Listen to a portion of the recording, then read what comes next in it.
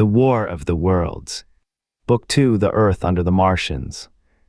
By H.G. Wells. Chapter 1, Underfoot. In the first book I have wandered so much from my own adventures to tell of the experiences of my brother that all through the last 2 chapters I and the curate have been lurking in the empty house at Halliford whither we fled to escape the black smoke. There I will resume. We stopped there all Sunday night and all the next day, the day of the panic, in a little island of daylight, cut off by the black smoke from the rest of the world. We could do nothing but wait in aching inactivity during those 2 weary days. My mind was occupied by anxiety for my wife. I figured her at Leatherhead, terrified, in danger, mourning me already as a dead man.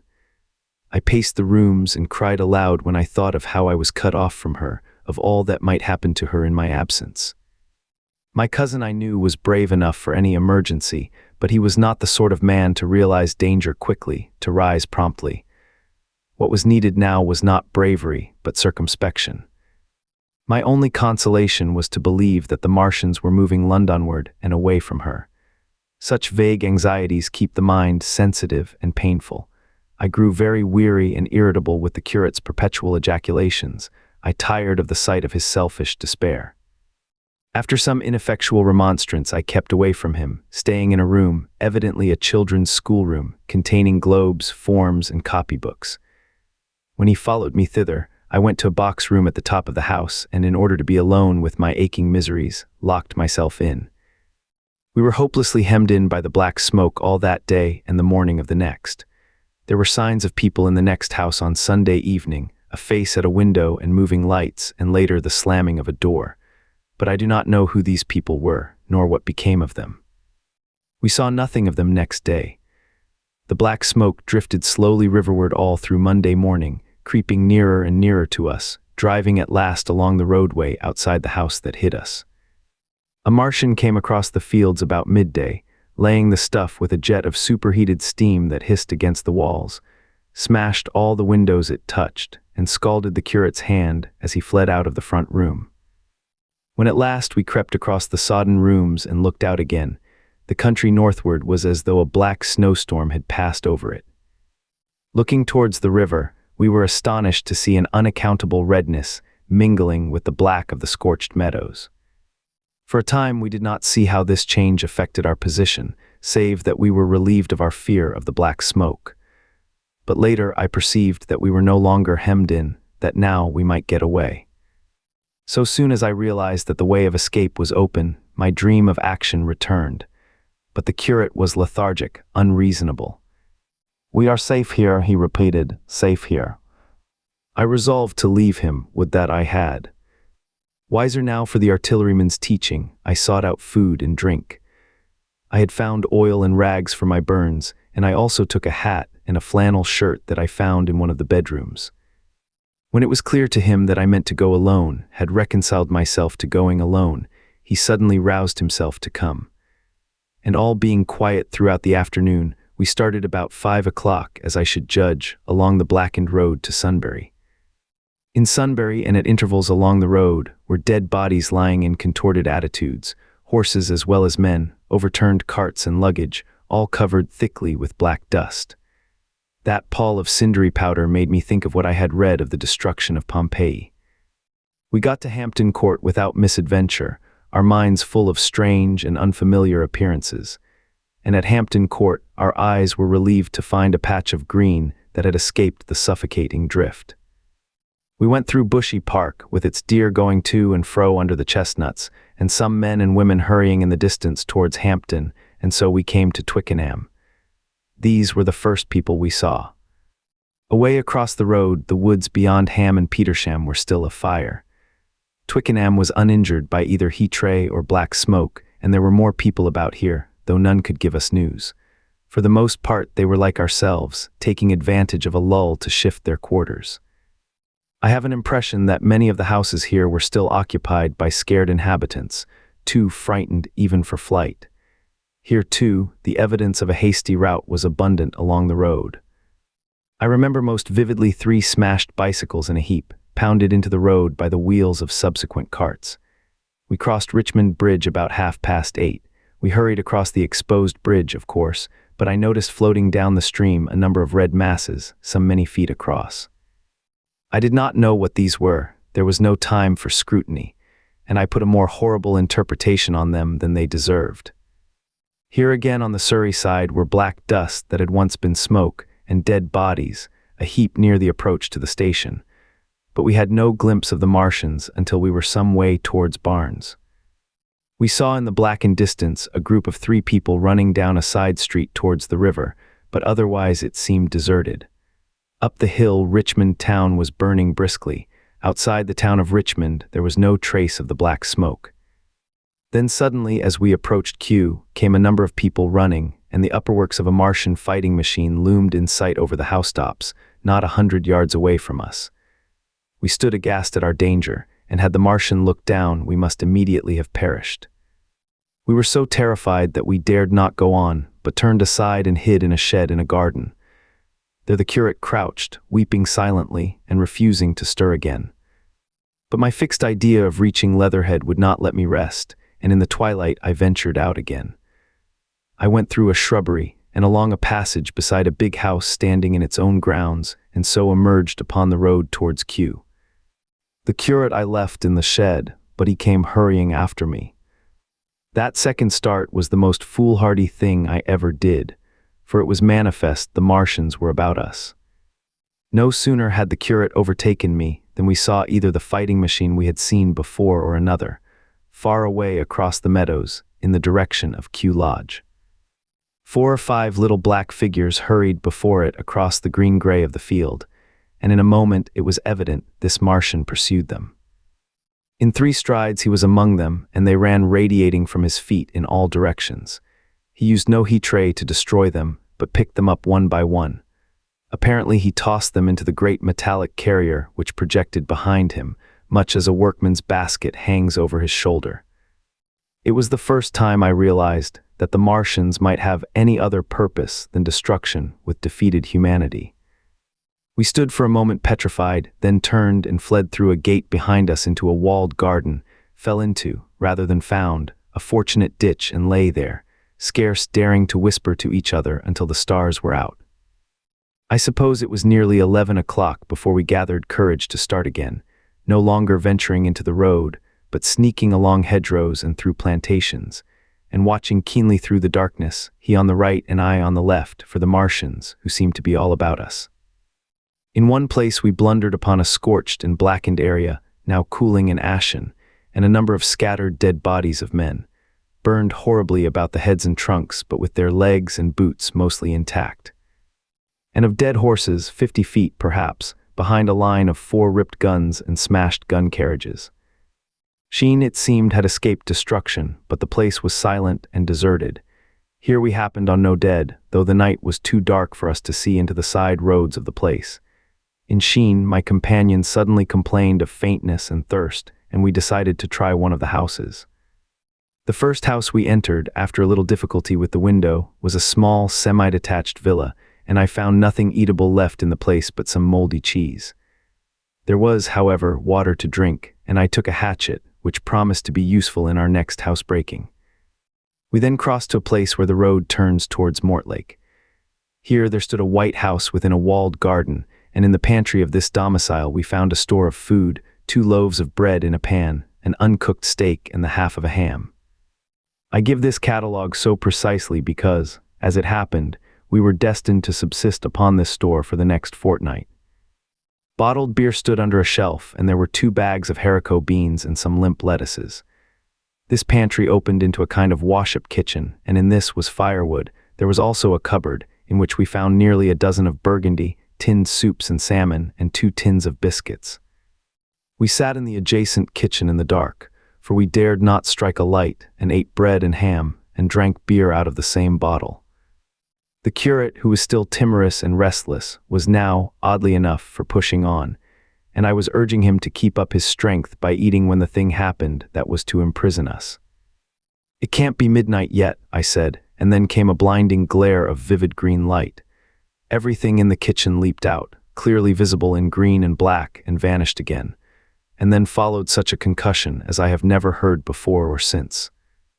So close on the heels of this as to seem instantaneous came a thud behind me, a clash of glass, a crash and rattle of falling masonry all about us, and the plaster of the ceiling came down upon us, smashing into a multitude of fragments upon our heads. I was knocked headlong across the floor against the oven handle and stunned. I was insensible for a long time, the curate told me, and when I came to we were in darkness again, and he, with a face wet, as I found afterwards, with blood from a cut forehead, was dabbing water over me. For some time I could not recollect what had happened. Then things came to me slowly. A bruise on my temple asserted itself. "Are you better?" asked the curate in a whisper. At last I answered him. I sat up. "Don't move," he said. "The floor is covered with smashed crockery from the dresser. You can't possibly move without making a noise, and I fancy they are outside." We both sat quite silent, so that we could scarcely hear each other breathing. Everything seemed deadly still, but once something near us, some plaster or broken brickwork, slid down with a rumbling sound. Outside and very near was an intermittent, metallic rattle. "That," said the curate, when presently it happened again. "Yes," I said, "but what is it?" "A Martian," said the curate. I listened again. "It was not like the heat tray," I said, and for a time I was inclined to think one of the great fighting machines had stumbled against the house, as I had seen one stumble against the tower of Shepperton Church. Our situation was so strange and incomprehensible that for 3 or 4 hours, until the dawn came, we scarcely moved. And then the light filtered in, not through the window, which remained black, but through a triangular aperture between a beam and a heap of broken bricks in the wall behind us. The interior of the kitchen we now saw grayly for the first time. The window had been burst in by a mass of garden mold, which flowed over the table upon which we had been sitting and lay about our feet. Outside, the soil was banked high against the house. At the top of the window frame, we could see an uprooted drain pipe. The floor was littered with smashed hardware. The end of the kitchen towards the house was broken into, and since the daylight shone in there, it was evident the greater part of the house had collapsed. Contrasting vividly with this ruin was the neat dresser, stained in the fashion, pale green, and with a number of copper and tin vessels below it, the wallpaper imitating blue and white tiles, and a couple of colored supplements fluttering from the walls above the kitchen range. As the dawn grew clearer, we saw through the gap in the wall the body of a Martian, standing sentinel, I suppose, over the still glowing cylinder. At the sight of that, we crawled as circumspectly as possible out of the twilight of the kitchen into the darkness of the scullery. Abruptly, the right interpretation dawned upon my mind. "The 5th cylinder," I whispered, "the 5th shot from Mars, has struck this house and buried us under the ruins." For a time the curate was silent, and then he whispered, "God have mercy upon us." I heard him presently whimpering to himself. Save for that sound, we lay quite still in the scullery. I for my part scarce dared breathe, and sat with my eyes fixed on the faint light of the kitchen door. I could just see the curate's face, a dim, oval shape, and his collar and cuffs. Outside there began a metallic hammering, then a violent hooting, and then again, after a quiet interval, a hissing like the hissing of an engine.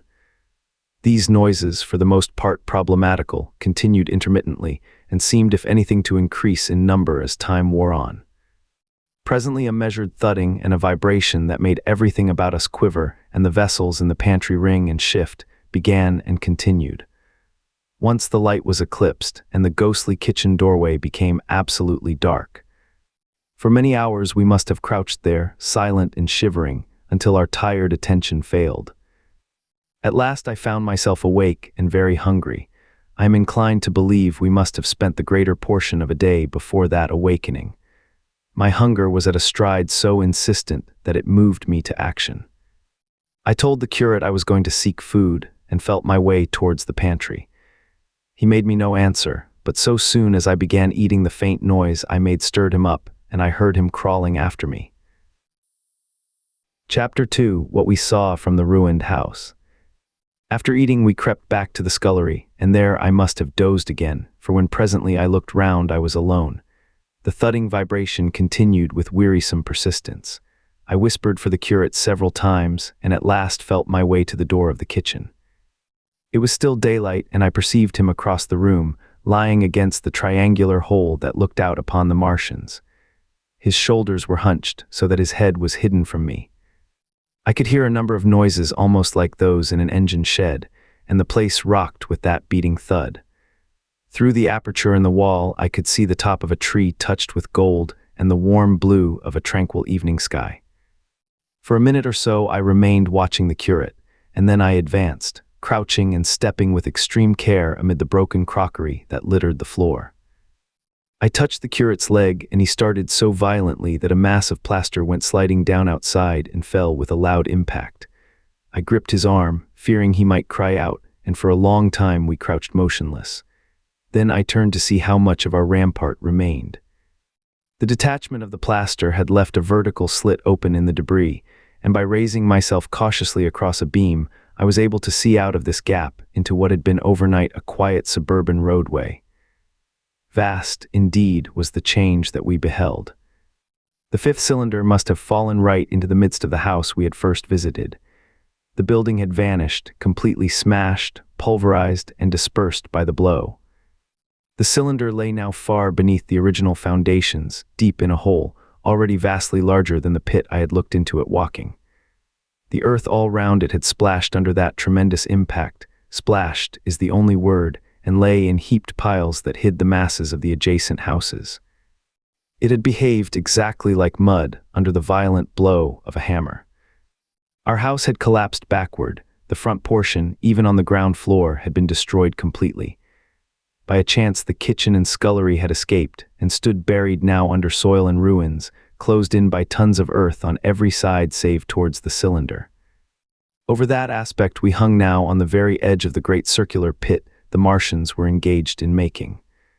The heavy beating sound was evidently just behind us, and ever and again a bright green vapor drove up like a veil across our peephole.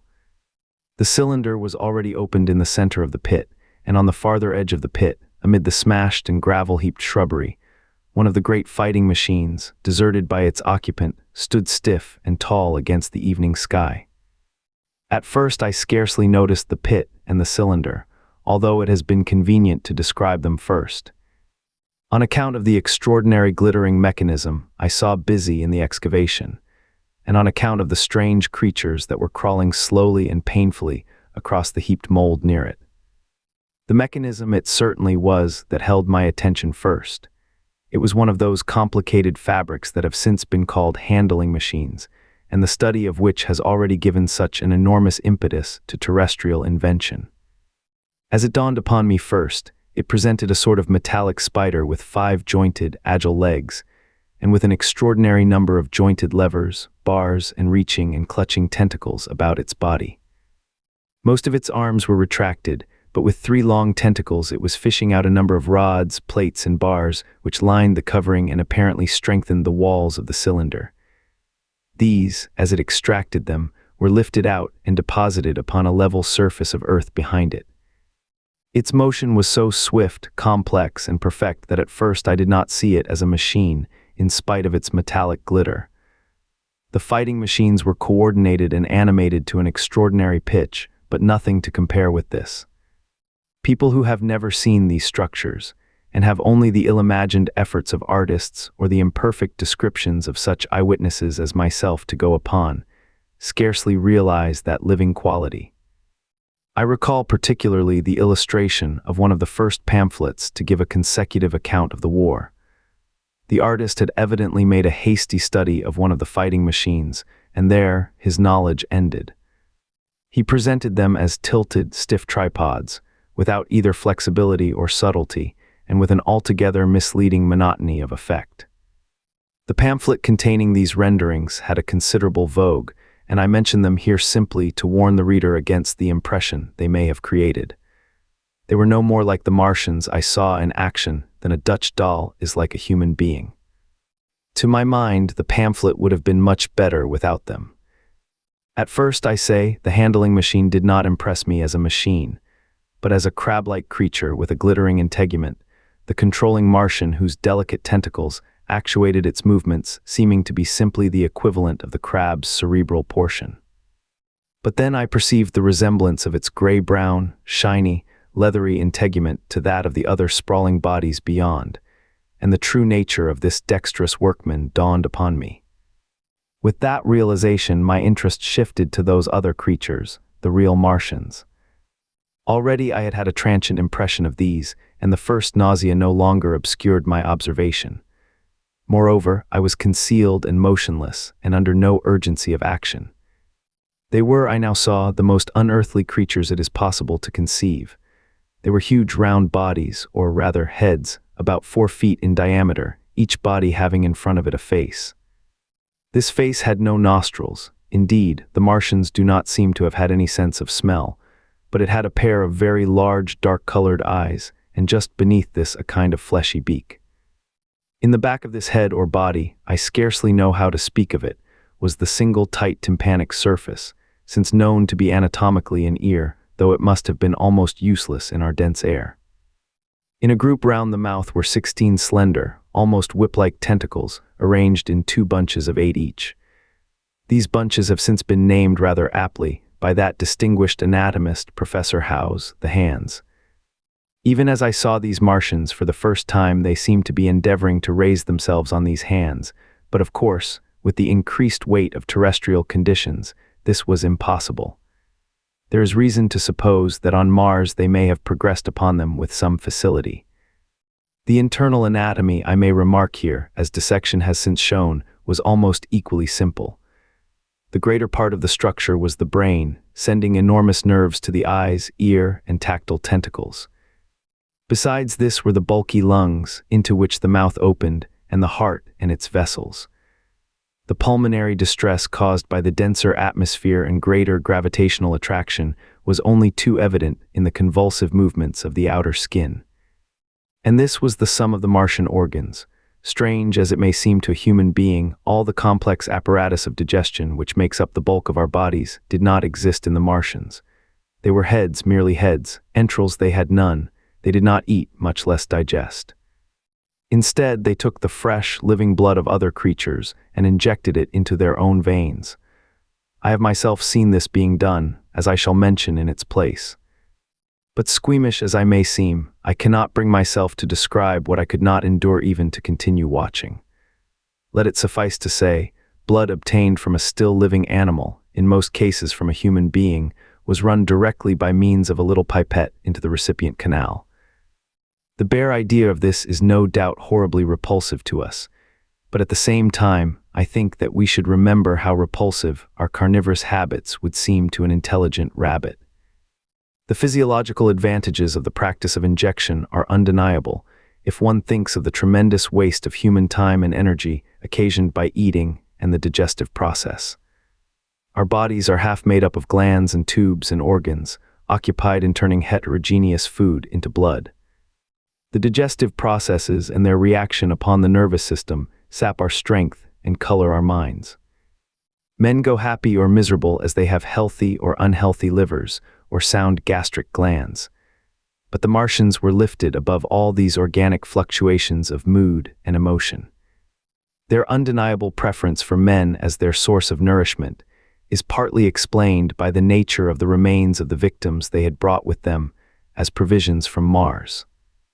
These creatures, to judge from the shriveled remains that have fallen into human hands, were bipeds with flimsy, siliceous skeletons, almost like those of the siliceous sponges, and feeble musculature standing about 6 feet high and having round, erect heads and large eyes in flinty sockets.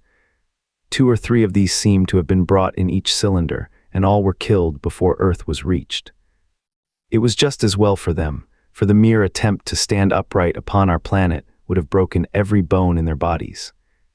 And while I am engaged in this description, I may add in this place certain further details which, although they were not all evident to us at the time, will enable the reader who is unacquainted with them to form a clearer picture of these offensive creatures. In 3 other points, their physiology differed strangely from ours. Their organisms did not sleep, any more than the heart of man sleeps, since they had no extensive muscular mechanism to recuperate. That periodical extinction was unknown to them. They had little or no sense of fatigue, it would seem. On Earth they could never have moved without effort, yet even to the last they kept in action. In 24 hours, they did 24 hours of work, as even on Earth is perhaps the case with the ants. In the next place, wonderful as it seems in a sexual world, the Martians were absolutely without sex, and therefore without any of the tumultuous emotions that arise from that difference among men. A young Martian, there can now be no dispute, was really born upon Earth during the war, and it was found attached to its parent, partially budded off, just as young lilybulbs bud off, or like the young animals in the freshwater polyp. In man, in all the higher terrestrial animals, such a method of increase has disappeared, but even on this Earth it was certainly the primitive method. Among the lower animals, up even to those first cousins of the vertebrated animals, the tunicates, the two processes occur side by side, but finally the sexual method superseded its competitor altogether. On Mars, however, just the reverse has apparently been the case. It is worthy of remark that a certain speculative writer of quasi-scientific repute, writing long before the Martian invasion, did forecast for man a final structure not unlike the actual Martian condition. His prophecy, I remember, appeared in November or December 1893 in a long-defunct publication, the Pall Mall Budget, and I recall a caricature of it in a pre-Martian periodical called Punch. He pointed out, writing in a foolish, facetious tone, that the perfection of mechanical appliances must ultimately supersede limbs, the perfection of chemical devices, digestion. That such organs as hair, external nose, teeth, ears, and chin were no longer essential parts of the human being, and that the tendency of natural selection would lie in the direction of their steady diminution through the coming ages. The brain alone remained a cardinal necessity. Only one other part of the body had a strong case for survival, and that was the hand, teacher, and agent of the brain. While the rest of the body dwindled, the hands would grow larger. There is many a true word written in jest, and here in the Martians we have beyond dispute the actual accomplishment of such a suppression of the animal side of the organism by the intelligence. To me, it is quite credible that the Martians may be descended from beings not unlike ourselves, by a gradual development of brain and hands, the latter giving rise to the two bunches of delicate tentacles at last, at the expense of the rest of the body. Without the body, the brain would, of course, become a mere selfish intelligence, without any of the emotional substratum of the human being. The last salient point in which the systems of these creatures differed from ours was in what one might have thought a very trivial particular. Microorganisms, which cause so much disease and pain on Earth, have either never appeared upon Mars or Martian sanitary science eliminated them ages ago. 100 diseases, all the fevers and contagions of human life, consumption, cancers, tumors, and such morbidities, never enter the scheme of their life. And speaking of the differences between the life on Mars and terrestrial life, I may allude here to the curious suggestions of the red weed. Apparently the vegetable kingdom in Mars, instead of having green for a dominant color, is of a vivid blood-red tint. At any rate, the seeds which the Martians, intentionally or accidentally, brought with them gave rise in all cases to red-colored growths. Only that known popularly as the red weed, however, gained any footing in competition with terrestrial forms. The red creeper was quite a transitory growth, and few people have seen it growing. For a time, however, the red weed grew with astonishing vigor and luxuriance. It spread up the sides of the pit by the third or fourth day of our imprisonment, and its cactus-like branches formed a carmine fringe to the edges of our triangular window. And afterwards I found it broadcast throughout the country, and especially wherever there was a stream of water. The Martians had what appears to have been an auditory organ, a single round drum at the back of the head body, and eyes with a visual range not very different from ours, except that, according to Phillips, blue and violet were as black to them. It is commonly supposed that they communicated by sounds and tentacular gesticulations. This is asserted, for instance, in the able but hastily compiled pamphlet written, evidently by someone not an eyewitness of Martian actions, to which I have already alluded, and which, so far, has been the chief source of information concerning them. Now no surviving human being saw so much of the Martians in action as I did. I take no credit to myself for an accident, but the fact is so. and I assert that I watched them closely time after time, and that I have seen 4, 5, and once 6 of them sluggishly performing the most elaborately complicated operations together, without either sound or gesture. Their peculiar hooting invariably preceded feeding. It had no modulation, and was, I believe, in no sense a signal, but merely the expiration of air preparatory to the suctional operation. I have a certain claim to at least an elementary knowledge of psychology, and in this matter I am convinced, as firmly as I am convinced of anything, that the Martians interchanged thoughts without any physical intermediation. And I have been convinced of this in spite of strong preconceptions. Before the Martian invasion, as an occasional reader here or there may remember, I had written with some little vehemence against the telepathic theory. The Martians wore no clothing. Their conceptions of ornament and decorum were necessarily different from ours, and not only were they evidently much less sensible of changes of temperature than we are, but changes of pressure do not seem to have affected their health at all seriously. Yet though they wore no clothing, it was in the other artificial additions to their bodily resources that their great superiority over man lay. We men, with our bicycles and road skates, our Lilienthal soaring machines, our guns and sticks, and so forth, are just in the beginning of the evolution that the Martians have worked out. They have become practically mere brains, wearing different bodies according to their needs, just as men wear suits of clothes, and take a bicycle in a hurry or an umbrella in the wet. And of their appliances, perhaps nothing is more wonderful to a man than the curious fact that what is the dominant feature of almost all human devices in mechanism is absent. The wheel is absent.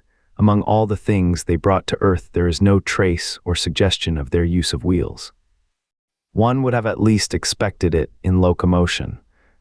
And in this connection, it is curious to remark that even on this earth nature has never hit upon the wheel, or has preferred other expedients to its development. And not only did the Martians either not know of, which is incredible, or abstain from, the wheel, but in their apparatus singularly little use is made of the fixed pivot, or relatively fixed pivot, with circular motions thereabout confined to one plane. Almost all the joints of the machinery present a complicated system of sliding parts, moving over small but beautifully curved friction bearings. And while upon this matter of detail, it is remarkable that the long leverages of their machines are in most cases actuated by a sort of sham musculature of the discs in an elastic sheath. These discs become polarized and drawn closely and powerfully together when traversed by a current of electricity. In this way, the curious parallelism to animal motions, which was so striking and disturbing to the human beholder, was attained. Such quasi-muscles abounded in the crab-like handling machine, which, on my first peeping out of the slit, I watched unpacking the cylinder. It seemed infinitely more alive than the actual Martians lying beyond it in the sunset light, panting, stirring ineffectual tentacles, and moving feebly after their vast journey across space. While I was still watching their sluggish motions in the sunlight and noting each strange detail of their form, the curate reminded me of his presence by pulling violently at my arm. I turned to a scowling face and silent, eloquent lips. He wanted the slit, which permitted only one of us to peep through, and so I had to forgo watching them for a time while he enjoyed that privilege. When I looked again, the busy handling machine had already put together several of the pieces of apparatus. It had taken out of the cylinder into a shape having an unmistakable likeness to its own. And down on the left, a busy little digging mechanism had come into view, emitting jets of green vapor and working its way round the pit, excavating and embanking in a methodical and discriminating manner. This it was which had caused the regular beating noise and the rhythmic shocks that had kept our ruinous refuge quivering. It piped and whistled as it worked. So far as I could see, the thing was without a directing Martian at all. Chapter 3: The Days of Imprisonment. The arrival of a second fighting machine drove us from our peephole into the scullery, for we feared that from his elevation the Martian might see down upon us behind our barrier. At a later date we began to feel less in danger of their eyes, for to an eye in the dazzle of the sunlight outside our refuge must have been blank blackness. But at first the slightest suggestion of approach drove us into the scullery in heart-throbbing retreat. Yet terrible as was the danger we incurred, the attraction of peeping was for both of us irresistible. And I recall now with a sort of wonder that, in spite of the infinite danger in which we were between starvation and a still more terrible death, we could yet struggle bitterly for that horrible privilege of sight. We would race across the kitchen in a grotesque way between eagerness and the dread of making a noise, and strike each other, and thrust and kick within a few inches of exposure. The fact is that we had absolutely incompatible dispositions and habits of thought and action, and our danger and isolation only accentuated the incompatibility. At Halliford, I had already come to hate the curate's trick of helpless exclamation, his stupid rigidity of mind. His endless muttering monologue vitiated every effort I made to think out a line of action, and drove me at times, thus pent up and intensified, almost to the verge of craziness. He was as lacking in restraint as a silly woman. He would weep for hours together, and I verily believe that to the very end this spoiled child of life thought his weak tears in some way efficacious. And I would sit in the darkness unable to keep my mind off him by reason of his importunities. He ate more than I did, and it was in vain I pointed out that our only chance of life was to stop in the house until the Martians had done with their pit, that in that long patience a time might presently come when we should need food. He ate and drank impulsively in heavy meals at long intervals. He slept little. As the days wore on, his utter carelessness of any consideration so intensified our distress and danger that I had, much as I loathed doing it, to resort to threats and at last to blows. That brought him to reason for a time. But he was one of those weak creatures, void of pride, timorous, anemic, hateful souls, full of shifty cunning, who face neither God nor man, who face not even themselves. It is disagreeable for me to recall and write these things, but I set them down that my story may lack nothing. Those who have escaped the dark and terrible aspects of life will find my brutality, my flash of rage in our final tragedy, easy enough to blame, for they know what is wrong as well as any, but not what is possible to tortured men. But those who have been under the shadow, who have gone down at last to elemental things, will have a wider charity. And while within we fought out our dark, dim contest of whispers, snatched food and drink, and gripping hands and blows, without, in the pitiless sunlight of that terrible June, was the strange wonder, the unfamiliar routine of the Martians in the pit. Let me return to those first new experiences of mine. After a long time, I ventured back to the peephole, to find that the newcomers had been reinforced by the occupants of no fewer than 3 of the fighting machines. These last had brought with them certain fresh appliances that stood in an orderly manner about the cylinder. The second handling machine was now completed and was busied in serving one of the novel contrivances the big machine had brought. This was a body resembling a milk can in its general form, above which oscillated a pear-shaped receptacle, and from which a stream of white powder flowed into a circular basin below. The oscillatory motion was imparted to this by one tentacle of the handling machine. With 2 spatulate hands, the handling machine was digging out and flinging masses of clay into the pear-shaped receptacle above, while with another arm it periodically opened a door and removed rusty and blackened clinkers from the middle part of the machine. Another steely tentacle directed the powder from the basin along a ribbed channel towards some receiver that was hidden from me by the mound of bluish dust. From this unseen receiver, a little thread of green smoke rose vertically into the quiet air. As I looked, the handling machine, with a faint and musical clinking, extended telescopic fashion, a tentacle that had been a moment before a mere blunt projection, until its end was hidden behind the mound of clay. In another second it had lifted a bar of white aluminum into sight, untarnished as yet and shining dazzlingly, and deposited it in a growing stack of bars that stood at the side of the pit. Between sunset and starlight, this dexterous machine must have made more than 100 such bars out of the crude clay, and the mound of bluish dust rose steadily until it topped the side of the pit. The contrast between the swift and complex movements of these contrivances and the inert, panting clumsiness of their masters was acute, and for days I had to tell myself repeatedly that these latter were indeed the living of the 2 things. The curate had possession of the slit when the first men were brought to the pit. I was sitting below, huddled up, listening with all my ears. He made a sudden movement backward, and I, fearful that we were observed, crouched in a spasm of terror. He came sliding down the rubbish and crept beside me in the darkness, inarticulate, gesticulating, and for a moment I shared his panic. His gesture suggested a resignation of the slit, and after a little while my curiosity gave me courage, and I rose up, stepped across him, and clambered up to it. At first I could see no reason for his frantic behavior. The twilight had now come, the stars were little and faint, but the pit was illuminated by the flickering green fire that came from the aluminum making. The whole picture was a flickering scheme of green gleams and shifting rusty black shadows, strangely trying to the eyes. Over and through it all went the bats, heeding it not at all. The sprawling Martians were no longer to be seen.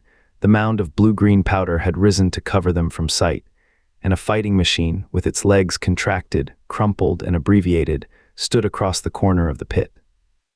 And then, amid the clangor of the machinery, came a drifting suspicion of human voices that I entertained at first only to dismiss. I crouched watching this fighting machine closely, satisfying myself now for the first time that the hood did indeed contain a Martian. As the green flames lifted, I could see the oily gleam of his integument and the brightness of his eyes. And suddenly I heard a yell, and saw a long tentacle reaching over the shoulder of the machine to the little cage that hunched upon its back. Then something struggling violently was lifted high against the sky, a black, vague enigma against the starlight, and as this black object came down again, I saw by the green brightness that it was a man. For an instant he was clearly visible. He was a stout, ruddy, middle-aged man, well-dressed. 3 days before, he must have been walking the world, a man of considerable consequence.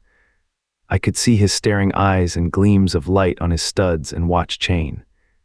He vanished behind the mound, and for a moment there was silence. And then began a shrieking and a sustained and cheerful hooting from the Martians. I slid down the rubbish, struggled to my feet, clapped my hands over my ears, and bolted into the scullery. The curate, who had been crouching silently with his arms over his head, looked up as I passed, cried out quite loudly at my desertion of him, and came running after me. That night, as we lurked in the scullery, balanced between our horror and the terrible fascination this peeping had, although I felt an urgent need of action, I tried in vain to conceive some plan of escape. But afterwards, during the second day, I was able to consider our position with great clearness. The curate, I found, was quite incapable of discussion. This new and culminating atrocity had robbed him of all vestiges of reason or forethought. Practically, he had already sunk to the level of an animal. But as the saying goes, I gripped myself with both hands. It grew upon my mind, once I could face the facts, that terrible as our position was, there was as yet no justification for absolute despair. Our chief chance lay in the possibility of the Martians making the pit nothing more than a temporary encampment. Or even if they kept it permanently, they might not consider it necessary to guard it, and a chance of escape might be afforded us. I also weighed very carefully the possibility of our digging a way out in a direction away from the pit, but the chances of our emerging within sight of some sentinel fighting machine seemed at first too great. And I should have had to do all the digging myself. The curate would certainly have failed me. It was on the third day, if my memory serves me right, that I saw the lad killed. It was the only occasion on which I actually saw the Martians feed. After that experience, I avoided the hole in the wall for the better part of a day. I went into the scullery, removed the door, and spent some hours digging with my hatchet as silently as possible. But when I had made a hole about a couple of feet deep, the loose earth collapsed noisily, and I did not dare continue. I lost heart and lay down on the scullery floor for a long time, having no spirit even to move. And after that I abandoned altogether the idea of escaping by excavation. It says much for the impression the Martians had made upon me that at first I entertained little or no hope of our escape being brought about by their overthrow through any human effort. But on the fourth or fifth night I heard a sound like heavy guns.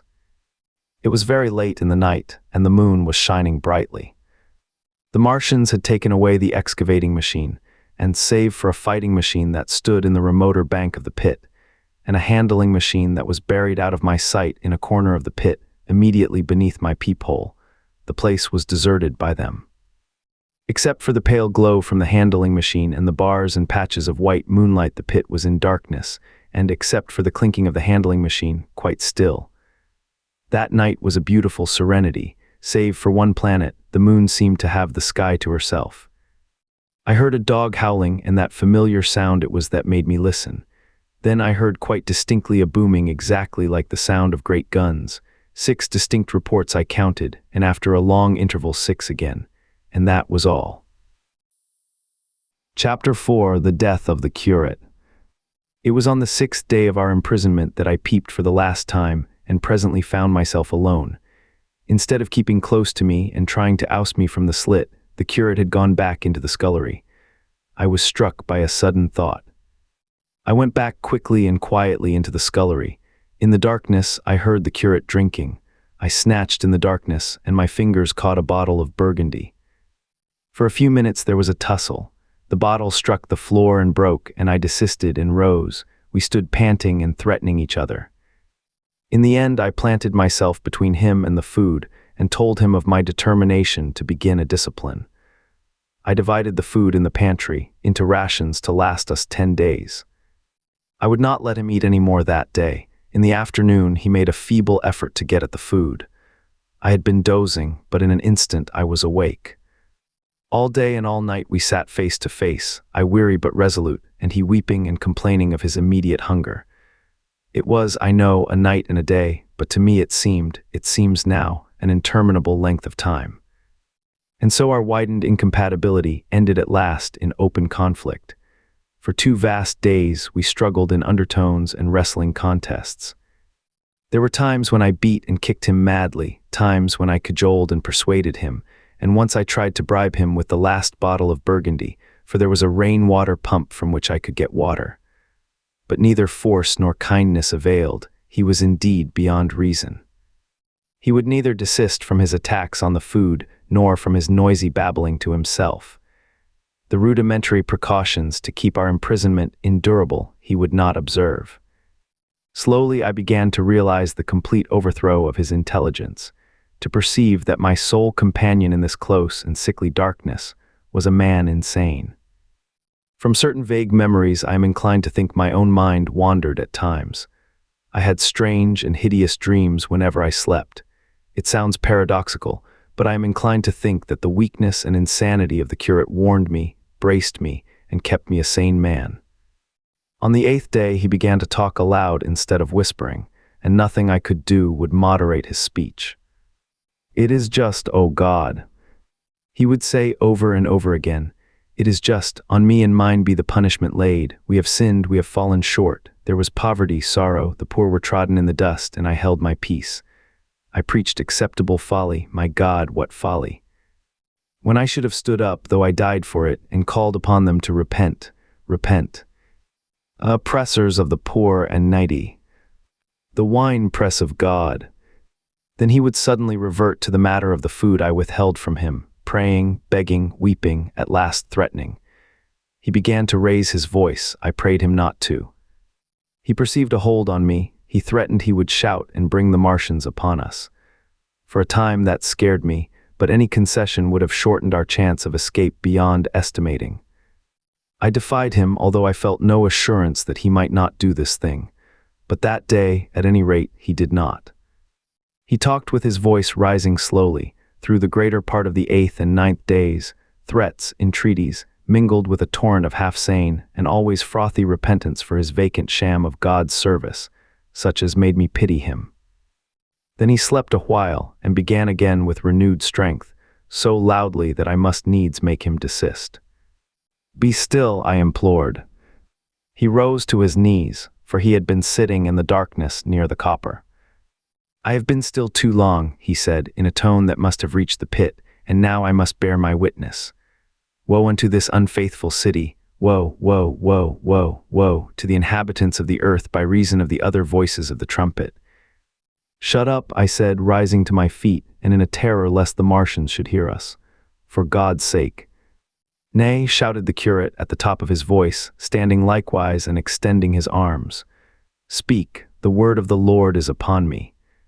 In 3 strides he was at the door leading into the kitchen.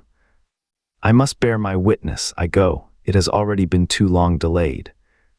I put out my hand and felt the meat chopper hanging to the wall. In a flash I was after him. I was fierce with fear. Before he was halfway across the kitchen, I had overtaken him. With one last touch of humanity, I turned the blade back and struck him with the butt. He went headlong forward and lay stretched on the ground. I stumbled over him and stood panting. He lay still. Suddenly I heard a noise without, the run and smash of slipping plaster, and the triangular aperture in the wall was darkened. I looked up and saw the lower surface of a handling machine coming slowly across the hole. One of its gripping limbs curled amid the debris. Another limb appeared, feeling its way over the fallen beams. I stood petrified, staring. Then I saw through a sort of glass plate near the edge of the body the face, as we may call it, and the large dark eyes of a Martian, peering, and then a long metallic snake of tentacle came, feeling slowly through the hole. I turned by an effort, stumbled over the curate, and stopped at the scullery door. The tentacle was now some way, 2 yards or more in the room, and twisting and turning, with queer sudden movements, this way and that. For a while I stood fascinated by that slow, fitful advance. Then, with a faint, hoarse cry, I forced myself across the scullery. I trembled violently. I could scarcely stand upright. I opened the door of the coal cellar and stood there in the darkness, staring at the faintly lit doorway into the kitchen and listening. Had the Martian seen me? What was it doing now? Something was moving to and fro there, very quietly. Every now and then it tapped against the wall or started on its movements with a faint metallic ringing, like the movements of keys on a split ring. Then a heavy body, I knew too well what, was dragged across the floor of the kitchen towards the opening. Irresistibly attracted, I crept to the door and peeped into the kitchen. In the triangle of bright outer sunlight, I saw the Martian, in its briarious of a handling machine, scrutinizing the curate's head. I thought at once that it would infer my presence from the mark of the blow I had given him. I crept back to the coal cellar, shut the door, and began to cover myself up as much as I could, and as noiselessly as possible in the darkness, among the firewood and coal therein. Every now and then I paused, rigid, to hear if the Martian had thrust its tentacles through the opening again. Then the faint metallic jingle returned. I traced it slowly, feeling over the kitchen. Presently I heard it nearer in the scullery, as I judged. I thought that its length might be insufficient to reach me. I prayed copiously. It passed, scraping faintly across the cellar door. An age of almost intolerable suspense intervened. Then I heard it fumbling at the latch. It had found the door. The Martians understood doors. It worried at the catch for a minute, perhaps, and then the door opened. In the darkness I could just see the thing, like an elephant's trunk more than anything else, waving towards me and touching and examining the wall, coals, wood, and ceiling. It was like a black worm swaying its blind head to and fro. Once even it touched the heel of my boot. I was on the verge of screaming. I bit my hand. For a time the tentacle was silent. I could have fancied it had been withdrawn. Presently, with an abrupt click, it gripped something. I thought it had me, and seemed to go out of the cellar again. For a minute I was not sure. Apparently it had taken a lump of coal to examine. I seized the opportunity of slightly shifting my position, which had become cramped, and then listened. I whispered passionate prayers for safety. Then I heard the slow, deliberate sound creeping towards me again. Slowly, slowly it drew near, scratching against the walls and tapping the furniture. While I was still doubtful, it rapped smartly against the cellar door and closed it. I heard it go into the pantry, and the biscuit tins rattled and a bottle smashed, and then came a heavy bump against the cellar door. Then silence that passed into an infinity of suspense. Had it gone? At last I decided that it had. It came into the scullery no more, but I lay all the 10th day in the close darkness, buried among coals and firewood, not daring even to crawl out for the drink for which I craved. It was the 11th day before I ventured so far from my security. Chapter 5: The Stillness. My first act before I went into the pantry was to fasten the door between the kitchen and the scullery, but the pantry was empty. Every scrap of food had gone. Apparently, the Martian had taken it all on the previous day. At that discovery, I despaired for the first time. I took no food or no drink either on the 11th or the 12th day. At first my mouth and throat were parched and my strength ebbed sensibly. I sat about in the darkness of the scullery in a state of despondent wretchedness. My mind ran on eating. I thought I had become deaf, for the noises of movement I had been accustomed to hear from the pit had ceased absolutely. I did not feel strong enough to crawl noiselessly to the peephole, or I would have gone there. On the 12th day my throat was so painful that, taking the chance of alarming the Martians, I attacked the creaking rainwater pump that stood by the sink and got a couple of glassfuls of blackened and tainted rainwater. I was greatly refreshed by this, and emboldened by the fact that no inquiring tentacle followed the noise of my pumping. During these days, in a rambling, inconclusive way, I thought much of the curate and of the manner of his death. On the 13th day I drank some more water, and dozed and thought disjointedly of eating and of vague, impossible plans of escape. Whenever I dozed I dreamt of horrible phantasms, of the death of the curate or of sumptuous dinners. But asleep or awake, I felt a keen pain that urged me to drink again and again. The light that came into the scullery was no longer gray, but red. To my disordered imagination, it seemed the color of blood. On the 14th day I went into the kitchen, and I was surprised to find that the fronds of the red weed had grown right across the hole in the wall, turning the half-light of the place into a crimson-colored obscurity. It was early on the 15th day that I heard a curious, familiar sequence of sounds in the kitchen, and listening, identified it as the snuffing and scratching of a dog. Going into the kitchen, I saw a dog's nose peering in through a break among the ruddy fronds. This greatly surprised me. At the scent of me he barked shortly. I thought if I could induce him to come into the place quietly, I should be able, perhaps, to kill and eat him. And in any case, it would be advisable to kill him, lest his actions attracted the attention of the Martians. I crept forward saying, "Good dog," very softly, but he suddenly withdrew his head and disappeared. I listened. I was not deaf, but certainly the pit was still. I heard a sound like the flutter of a bird's wings and a horse croaking, but that was all.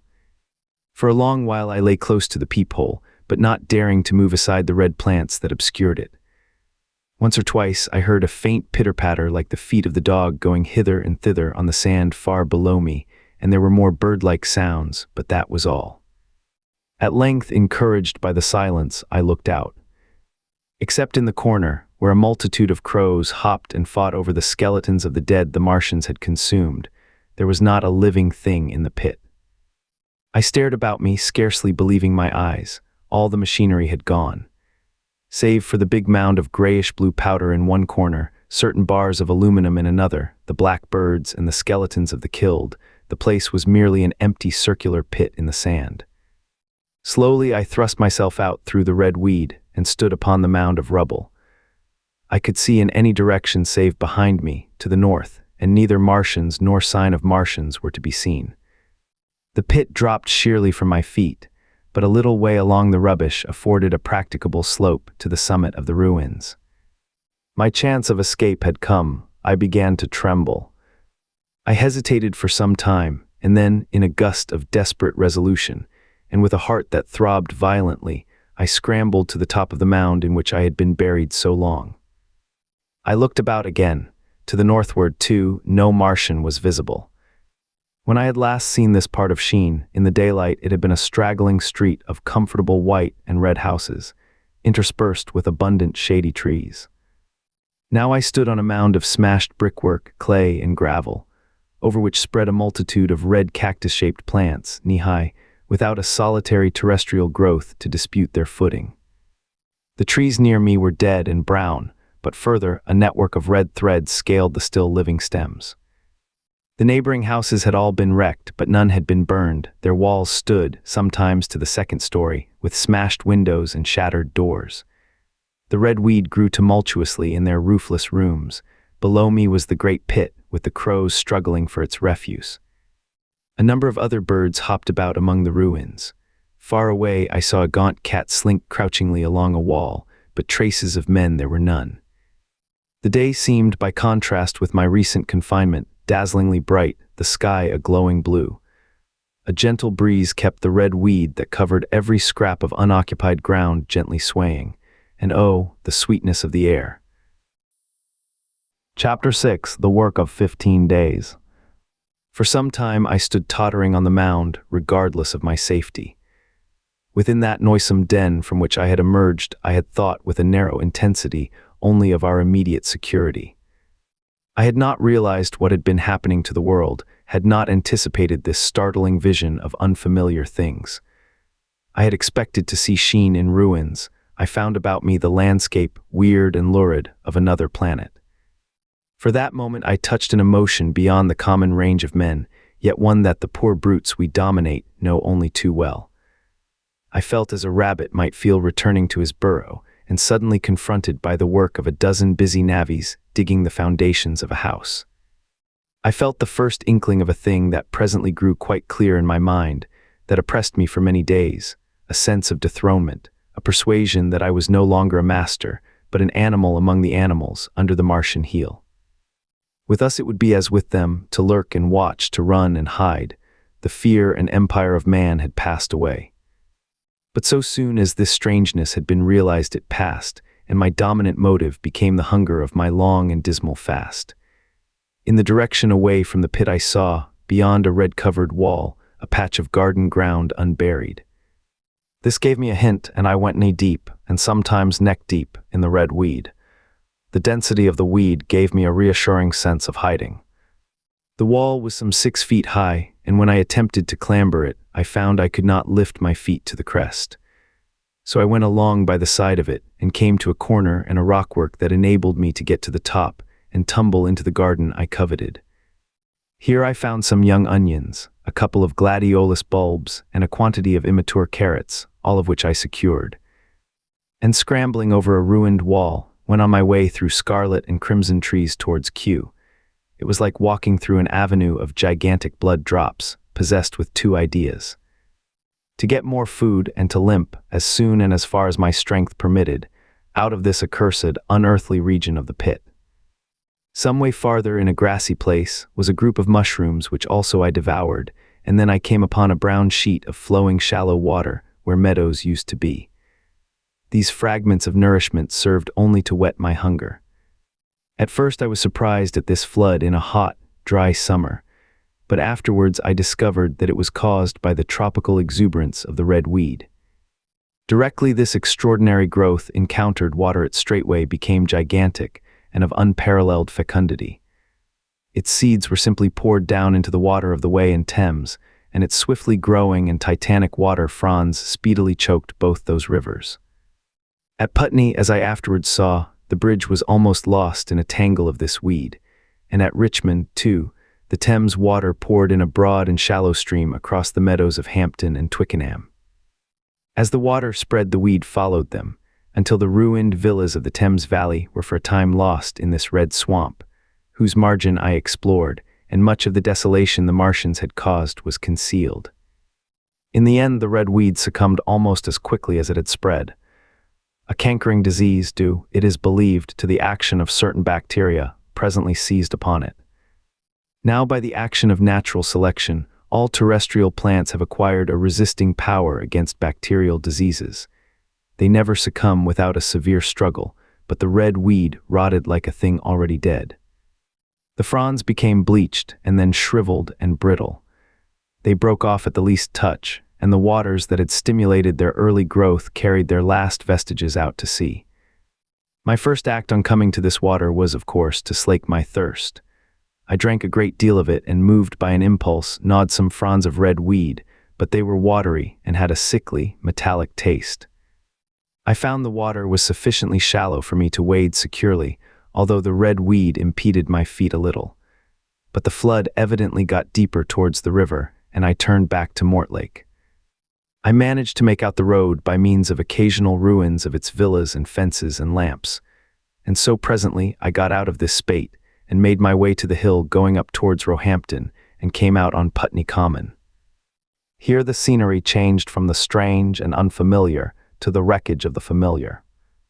Patches of ground exhibited the devastation of a cyclone, and in a few score yards I would come upon perfectly undisturbed spaces, houses with their blinds trimly drawn and doors closed, as if they had been left for a day by the owners, or as if their inhabitants slept within. The red weed was less abundant. The tall trees along the lane were free from the red creeper. I hunted for food among the trees, finding nothing, and I also raided a couple of silent houses, but they had already been broken into and ransacked. I rested for the remainder of the daylight in a shrubbery, being, in my enfeebled condition, too fatigued to push on. All this time I saw no human beings and no signs of the Martians. I encountered a couple of hungry-looking dogs, but both hurried circuitously away from the advances I made them. Near Roehampton I had seen 2 human skeletons, not bodies but skeletons, picked clean, and in the wood by me I found the crushed and scattered bones of several cats and rabbits and the skull of a sheep. But though I gnawed parts of these in my mouth, there was nothing to be got from them. After sunset I struggled on along the road towards Putney, where I think the heat tray must have been used for some reason. And in the garden beyond Roehampton I got a quantity of immature potatoes, sufficient to stay my hunger. From this garden one looked down upon Putney and the river. The aspect of the place in the dusk was singularly desolate. Blackened trees, blackened, desolate ruins, and down the hill the sheets of the flooded river, red-tinged with the weed, and over all silence. It filled me with indescribable terror to think how swiftly that desolating change had come. For a time I believed that mankind had been swept out of existence, and that I stood there alone, the last man left alive. Hard by the top of Putney Hill, I came upon another skeleton, with the arms dislocated and removed several yards from the rest of the body. As I proceeded, I became more and more convinced that the extermination of mankind was, save for such stragglers as myself, already accomplished in this part of the world. The Martians, I thought, had gone on and left the country desolated, seeking food elsewhere. Perhaps even now they were destroying Berlin or Paris, or it might be they had gone northward. Chapter 7: The Man on Putney Hill. I spent that night in the inn that stands at the top of Putney Hill, sleeping in a made bed for the first time since my flight to Leatherhead. I will not tell the needless trouble I had breaking into that house.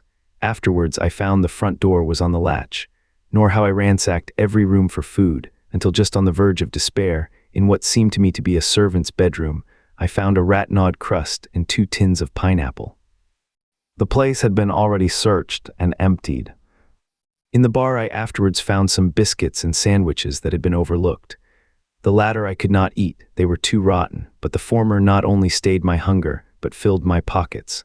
I lit no lamps, fearing some Martian might come beating that part of London for food in the night. Before I went to bed I had an interval of restlessness, and prowled from window to window, peering out for some sign of these monsters. I slept little. As I lay in bed I found myself thinking consecutively, a thing I do not remember to have done since my last argument with the curate. During all the intervening time my mental condition had been a hurrying succession of vague emotional states, or a sort of stupid receptivity. But in the night my brain, reinforced, I suppose, by the food I had eaten, grew clear again, and I thought. 3 things struggled for possession of my mind: the killing of the curate, the whereabouts of the Martians, and the possible fate of my wife. The former gave me no sensation of horror or remorse to recall. I saw it simply as a thing done, a memory infinitely disagreeable but quite without the quality of remorse. I saw myself then as I see myself now, driven step by step towards that hasty blow, the creature of a sequence of accidents leading inevitably to that. I felt no condemnation, yet the memory, static, unprogressive, haunted me. In the silence of the night, with that sense of the nearness of God that sometimes comes into the stillness and the darkness, I stood my trial, my only trial, for that moment of wrath and fear. I retraced every step of our conversation from the moment when I had found him crouching beside me, heedless of my thirst, and pointing to the fire and smoke that streamed up from the ruins of Weybridge. We had been incapable of cooperation. Grim chance had taken no heed of that. Had I foreseen, I should have left him at Halliford, but I did not foresee, and crime is to foresee and do. And I set this down as I have set all this story down as it was. There were no witnesses, all these things I might have concealed, but I set it down, and the reader must form his judgment as he will. And when, by an effort, I had set aside that picture of a prostrate body, I faced the problem of the Martians and the fate of my wife. For the former I had no data. I could imagine 100 things, and so, unhappily, I could for the latter. And suddenly that night became terrible. I found myself sitting up in bed, staring at the dark. I found myself praying that the heat ray might have suddenly and painlessly struck her out of being. Since the night of my return from Leatherhead, I had not prayed. I had uttered prayers, fetish prayers, had prayed as heathens mutter charms when I was in extremity, but now I prayed indeed, pleading steadfastly and sanely, face to face with the darkness of God. Strange night. Strangest in this that so soon as dawn had come, I, who had talked with God, crept out of the house like a rat leaving its hiding place. A creature scarcely larger, an inferior animal, a thing that for any passing whim of our masters might be hunted and killed. Perhaps they also prayed confidently to God. Surely, if we have learned nothing else, this war has taught us pity, pity for those witless souls that suffer our dominion. The morning was bright and fine, and the eastern sky glowed pink and was fretted with little golden clouds. In the road that runs from the top of Putney Hill to Wimbledon was a number of poor vestiges of the panic torrent that must have poured Londonward on the Sunday night after the fighting began. There was a little two-wheeled cart inscribed with the name of Thomas Lobb, greengrocer, New Malden, with a smashed wheel and an abandoned tin trunk. There was a straw hat trampled into the now hardened mud, and at the top of West Hill, a lot of blood-stained glass about the overturned water trough. My movements were languid, my plans of the vaguest. I had an idea of going to Leatherhead, though I knew that there I had the poorest chance of finding my wife. Certainly, unless death had overtaken them suddenly, my cousins and she would have fled thence. But it seemed to me I might find or learn there whither the Surrey people had fled. I knew I wanted to find my wife, that my heart ached for her and the world of men, but I had no clear idea how the finding might be done. I was also sharply aware now of my intense loneliness. From the corner I went, under cover of a thicket of trees and bushes, to the edge of Wimbledon Common, stretching wide and far. That dark expanse was lit in patches by yellow gorse and broom. There was no red weed to be seen, and as I prowled, hesitating, on the verge of the open, the sun rose, flooding it all with light and vitality. I came upon a busy swarm of little frogs in a swampy place among the trees. I stopped to look at them, drawing a lesson from their stout resolve to live. And presently, turning suddenly, with an odd feeling of being watched, I beheld something crouching amid a clump of bushes. I stood regarding this. I made a step towards it, and it rose up and became a man armed with a cutlass. I approached him slowly. He stood silent and motionless, regarding me. As I drew nearer, I perceived he was dressed in clothes as dusty and filthy as my own. He looked indeed as though he had been dragged through a culvert. Nearer, I distinguished the green slime of ditches mixing with the pale drab of dried clay and shiny, coaly patches. His black hair fell over his eyes, and his face was dark and dirty and sunken, so that at first I did not recognize him. There was a red cut across the lower part of his face. "Stop," he cried when I was within 10 yards of him, and I stopped. His voice was hoarse. "Where do you come from?" he said. I thought, surveying him. "I come from Mortlake," I said. "I was buried near the pit the Martians made about their cylinder. I have worked my way out and escaped." "There is no food about here," he said. "This is my country, all this hill down to the river and back to Clapham and up to the edge of the common. There is only food for one. Which way are you going?" I answered slowly. "I don't know," I said. "I have been buried in the ruins of a house 13 or 14 days. I don't know what has happened." He looked at me doubtfully, then started, and looked with a changed expression. "I've no wish to stop about here," said I. "I think I shall go to Leatherhead, for my wife was there." He shot out a pointing finger. "It is you," said he, "the man from Woking, and you weren't killed at Weybridge." I recognized him at the same moment. "You are the artilleryman who came into my garden." "Good luck," he said. "We are lucky ones, fancy you." He put out a hand and I took it. "I crawled up a drain," he said, "but they didn't kill everyone, and after they went away I got off towards Walton across the fields, but it's not 16 days altogether, and your hair is gray." He looked over his shoulder suddenly. Only a rook, he said. One gets to know that birds have shadows these days. This is a bit open. Let us crawl under those bushes and talk. Have you seen any Martians? I said, since I crawled out. They've gone away across London, he said. I guess they've got a bigger camp there. Of a night, all over there, Hampstead Way, the sky is alive with their lights. It's like a great city, and in the glare you can just see them moving. By daylight you can't, but nearer I haven't seen them. He counted on his fingers. 5 days, then I saw a couple across Hammersmith Way carrying something big, and the night before last, he stopped and spoke impressively. It was just a matter of lights, but it was something up in the air. I believe they've built a flying machine and are learning to fly. I stopped on hands and knees, for we had come to the bushes. Fly. Yes, he said, fly. I went on into a little bower and sat down. It is all over with humanity, I said. If they can do that, they will simply go round the world. He nodded.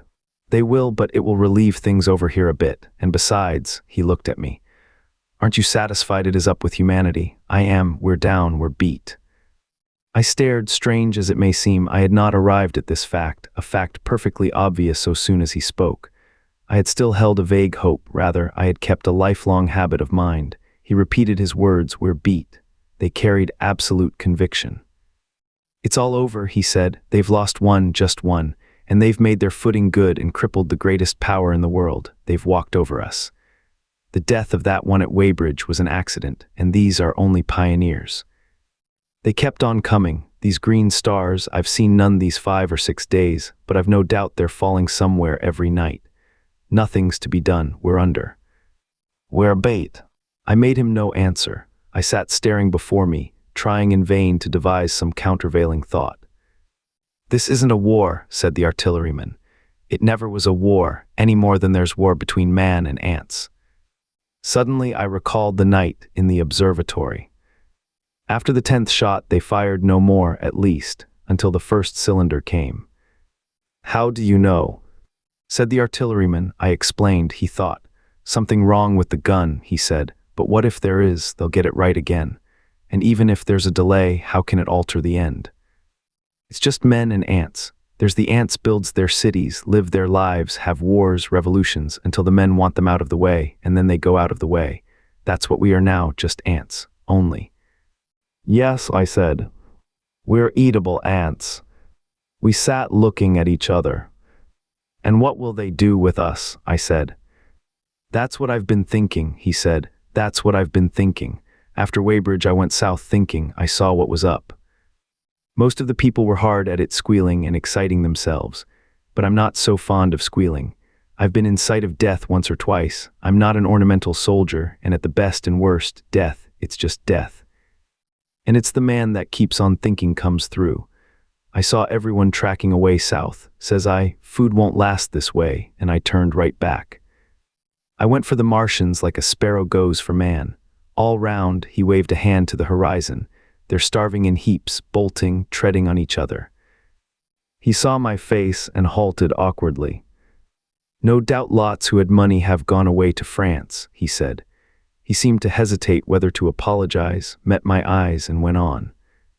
There's food all about here. Canned things in shops, wines, spirits, mineral waters, and the water mains and drains are empty. Well, I was telling you what I was thinking. Here's intelligent things, I said, and it seems they want us for food. First, they'll smash us up, ships, machines, guns, cities, all the order and organization. All that will go. If we were the size of ants, we might pull through, but we're not. It's all too bulky to stop. That's the first certainty. I assented. It is, I've thought it out. Very well then next, at present we're caught as we're wanted.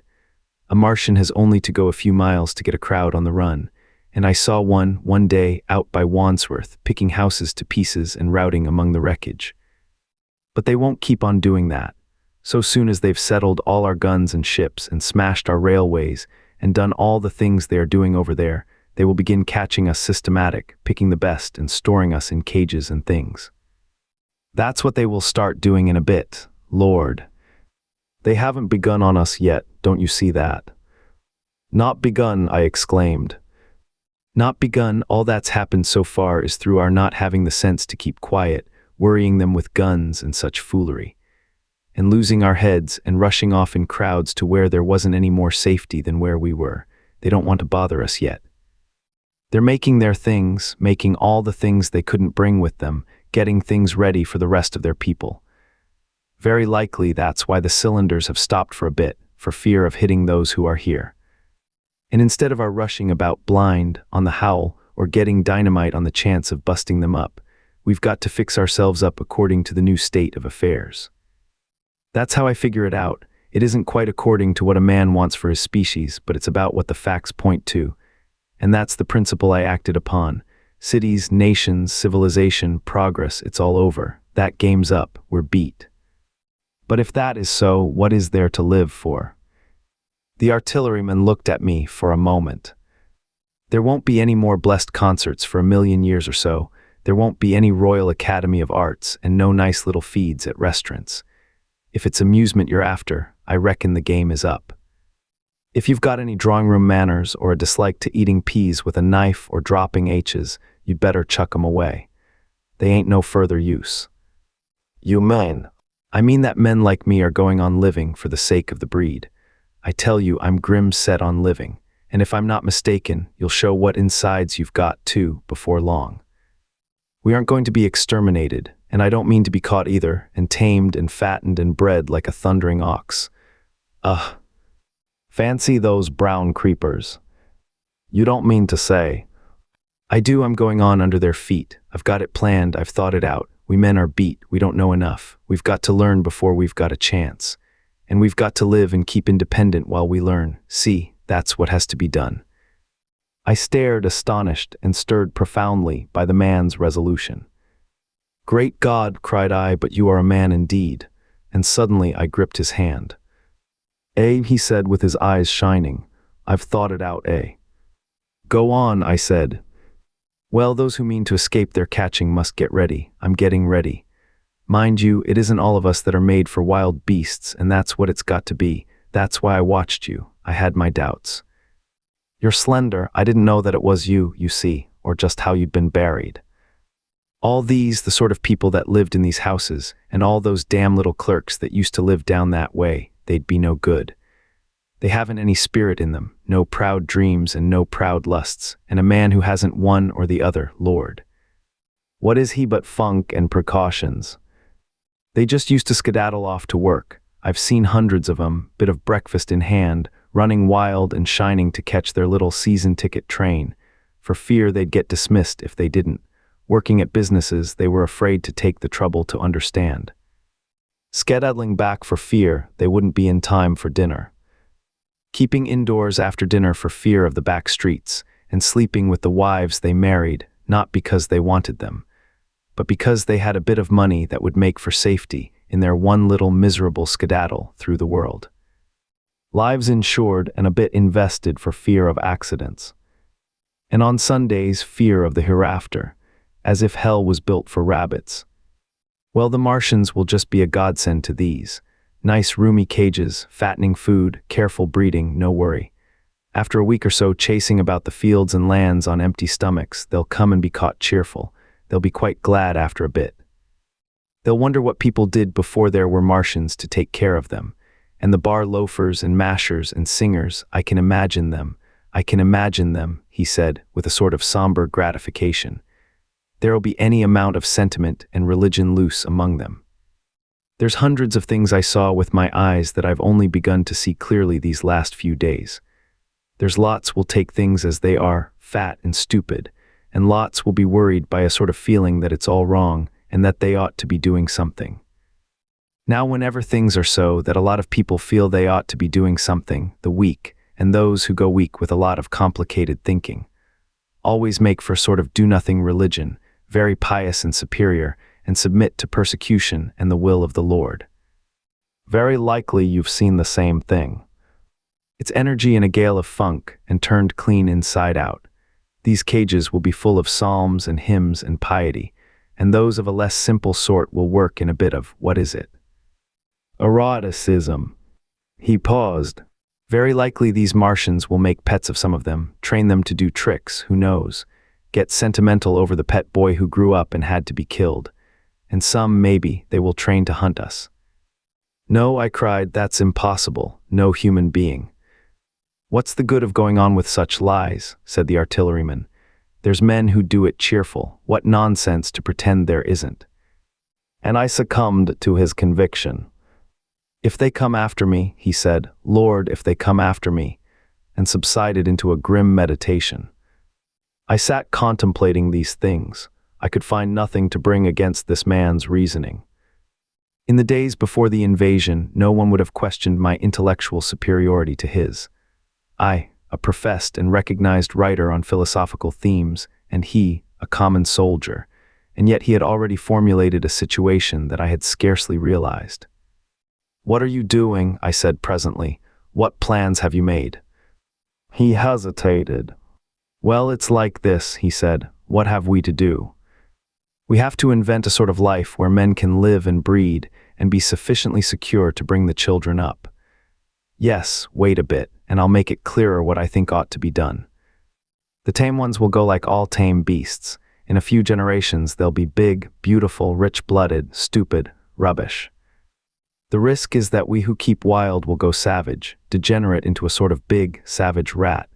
You see, how I mean to live is underground. I've been thinking about the drains. Of course, those who don't know drains think horrible things, but under this London are miles and miles, hundreds of miles, and a few days' rain and London empty will leave them sweet and clean. The main drains are big enough and airy enough for anyone. Then there's cellars, vaults, stores from which bolting passages may be made to the drains, and the railway tunnels and subways. You begin to see, and we form a band, able-bodied, clean-minded men. We're not going to pick up any rubbish that drifts in. Weaklings go out again. As you meant me to go. Well, I parleyed, didn't I? We won't quarrel about that, go on. Those who stop obey orders. Able-bodied, clean-minded women we want also, mothers and teachers. No lackadaisical ladies, no blasted rolling eyes. We can't have any weak or silly. Life is real again, and the useless and cumbersome and mischievous have to die. They ought to die. They ought to be willing to die. It's a sort of disloyalty, after all, to live and taint the race. And they can't be happy. Moreover, dying's none so dreadful. It's the funking makes it bad, and in all those places we shall gather. Our district will be London. And we may even be able to keep a watch and run about in the open when the Martians keep away. Play cricket, perhaps. That's how we shall save the race. It's a possible thing. But saving the race is nothing in itself. As I say, that's only being rats. It's saving our knowledge and adding to it is the thing. There are men like you come in. There's books, there's models. We must make great safe places down deep and get all the books we can, not novels and poetry swipes, but ideas, science books. That's where men like you come in. We must go to the British Museum and pick all those books through. Especially we must keep up our science, learn more. We must watch these Martians. Some of us must go as spies. When it's all working, perhaps I will, get caught, I mean. And the great thing is, we must leave the Martians alone. We mustn't even steal. If we get in their way, we clear out. We must show them we mean no harm. Yes, I know, but they're intelligent things and they won't hunt us down if they have all they want and think we're just harmless vermin. The artilleryman paused and laid a brown hand upon my arm. After all, it may not be so much we may have to learn before. Just imagine this. 4 or 5 of their fighting machines suddenly starting off, heat trays right and left, and not a Martian in 'em. Not a Martian in 'em, but men who have learned the way how. It may be in my time, even those men. Fancy having one of them lovely things with its heat tray wide and free. Fancy having it in control. What would it matter if you smashed to smithereens at the end of the run, after a bust like that? I reckon the Martians'll open their beautiful eyes. Can't you see them, man? Can't you see them hurrying, puffing and blowing and hooting to their other mechanical affairs? Something out of gear in every case. And swish, bang, rattle, swish. Just as they are fumbling over it, swish comes the heat tray, and behold, man has come back to his own. For a while, the imaginative daring of the artilleryman, and the tone of assurance and courage he assumed, completely dominated my mind. I believed unhesitatingly both in his forecast of human destiny and in the practicability of his astonishing scheme.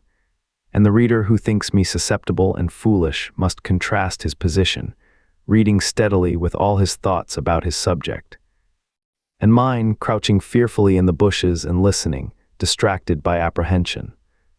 We talked in this manner through the early morning time, and later crept out of the bushes, and after scanning the sky for Martians, hurried precipitately to the house on Putney Hill where he had made his lair.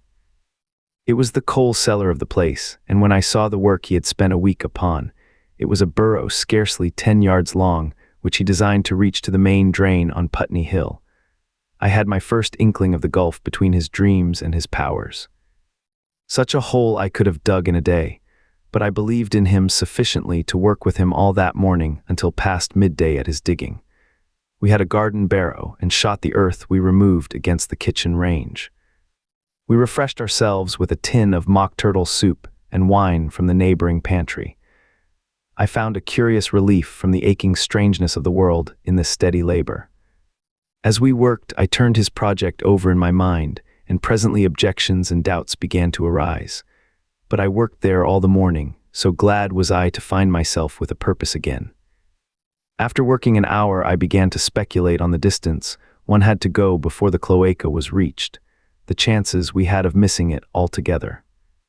My immediate trouble was why we should dig this long tunnel when it was possible to get into the drain at once down one of the manholes and work back to the house. It seemed to me, too, that the house was inconveniently chosen and required a needless length of tunnel. And just as I was beginning to face these things, the artilleryman stopped digging and looked at me. "We're working well," he said. He put down his spade. "Let us knock off a bit," he said. "I think it's time we reconnoitered from the roof of the house." I was for going on, and after a little hesitation, he resumed his spade, and then suddenly I was struck by a thought. I stopped, and so did he at once. "Why were you walking about the common," I said, "instead of being here?" "Taking the air," he said. "I was coming back. It's safer by night." "But the work?" "Oh, one can't always work," he said, and in a flash I saw the man plain. He hesitated, holding his spade. "We ought to reconnoiter now," he said, "because if any come near they may hear the spades and drop upon us unawares." I was no longer disposed to object. We went together to the roof and stood on a ladder peeping out of the roof door. No Martians were to be seen, and we ventured out on the tiles and slipped down under shelter of the parapet. From this position a shrubbery hid the greater portion of Putney, but we could see the river below, a bubbly mass of red weed, and the low parts of Lambeth flooded and red. The red creeper swarmed up the trees about the old palace, and their branches stretched gaunt and dead, and set with shriveled leaves from amid its clusters. It was strange how entirely dependent both these things were upon flowing water for their propagation.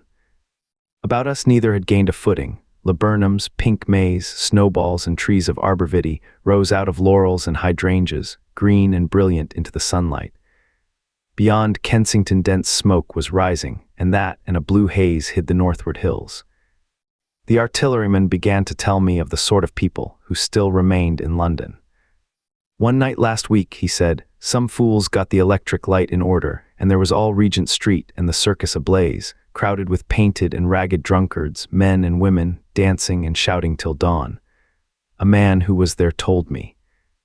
And as the day came, they became aware of a fighting machine standing near by the Langham and looking down at them. Heaven knows how long he had been there. It must have given some of them a nasty turn. He came down the road towards them and picked up nearly 100 too drunk or frightened to run away. Grotesque gleam of a time no history will ever fully describe. From that, in answer to my questions, he came round to his grandiose plans again. He grew enthusiastic. He talked so eloquently of the possibility of capturing a fighting machine that I more than half believed in him again. But now that I was beginning to understand something of his quality, I could divine the stress he laid on doing nothing precipitately. And I noted that now there was no question that he personally was to capture and fight the great machine. After a time we went down to the cellar. Neither of us seemed disposed to resume digging, and when he suggested a meal, I was nothing loath. He became suddenly very generous, and when we had eaten, he went away and returned with some excellent cigars. We lit these, and his optimism glowed. He was inclined to regard my coming as a great occasion. "There's some champagne in the cellar," he said. "We can dig better on this Thames-side Burgundy," said I. "No," said he, "I am host today. Champagne, great God, we've a heavy enough task before us. Let us take a rest and gather strength while we may. Look at these blistered hands." And pursuant to this idea of a holiday, he insisted upon playing cards after we had eaten. He taught me euchre, and after dividing London between us, I taking the northern side and he the southern, we played for parish points.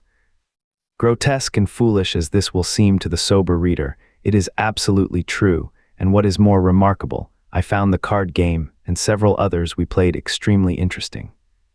Strange mind of man! That with our species upon the edge of extermination or appalling degradation, with no clear prospect before us but the chance of a horrible death, we could sit following the chance of this painted pasteboard and playing the joker with vivid delight. Afterwards he taught me poker, and I beat him at 3 tough chess games. When dark came, we decided to take the risk and lit a lamp. After an interminable string of games, we supped, and the artilleryman finished the champagne. We went on smoking the cigars. He was no longer the energetic regenerator of his species I had encountered in the morning. He was still optimistic, but it was a less kinetic, a more thoughtful optimism. I remember he wound up with my health, proposed in a speech of small variety and considerable intermittence. I took a cigar and went upstairs to look at the lights of which he had spoken that blazed so greenly along the Highgate hills. At first I stared unintelligently across the London Valley. The northern hills were shrouded in darkness, the fires near Kensington glowed redly, and now and then an orange-red tongue of flame flashed up and vanished in the deep blue night. All the rest of London was black. Then nearer I perceived a strange light, a pale, violet-purple fluorescent glow, quivering under the night breeze. For a space I could not understand it, and then I knew that it must be the red weed from which this faint irradiation proceeded. With that realization, my dormant sense of wonder, my sense of the proportion of things, awoke again. I glanced from that to Mars, red and clear, glowing high in the west, and then gazed long and earnestly at the darkness of Hampstead and Highgate. I remained a very long time upon the roof, wondering at the grotesque changes of the day. I recalled my mental states from the midnight prayer to the foolish card-playing. I had a violent revulsion of feeling. I remember I flung away the cigar with a certain wasteful symbolism. My folly came to me with glaring exaggeration. I seemed a traitor to my wife and to my kind. I was filled with remorse. I resolved to leave this strange, undisciplined dreamer of great things to his drink and gluttony, and to go on into London. There, it seemed to me, I had the best chance of learning what the Martians and my fellowmen were doing.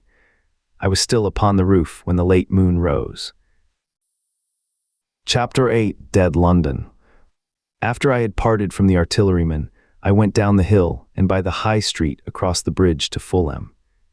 The red weed was tumultuous at that time and nearly choked the bridge roadway, but its fronds were already whitened in patches by the spreading disease that presently removed it so swiftly. At the corner of the lane that runs to Putney Bridge Station, I found a man lying. He was as black as a sweep with the black dust, alive, but helplessly and speechlessly drunk. I could get nothing from him but curses and furious lunges at my head. I think I should have stayed by him but for the brutal expression of his face. There was black dust along the roadway from the bridge onwards, and it grew thicker in Fulham.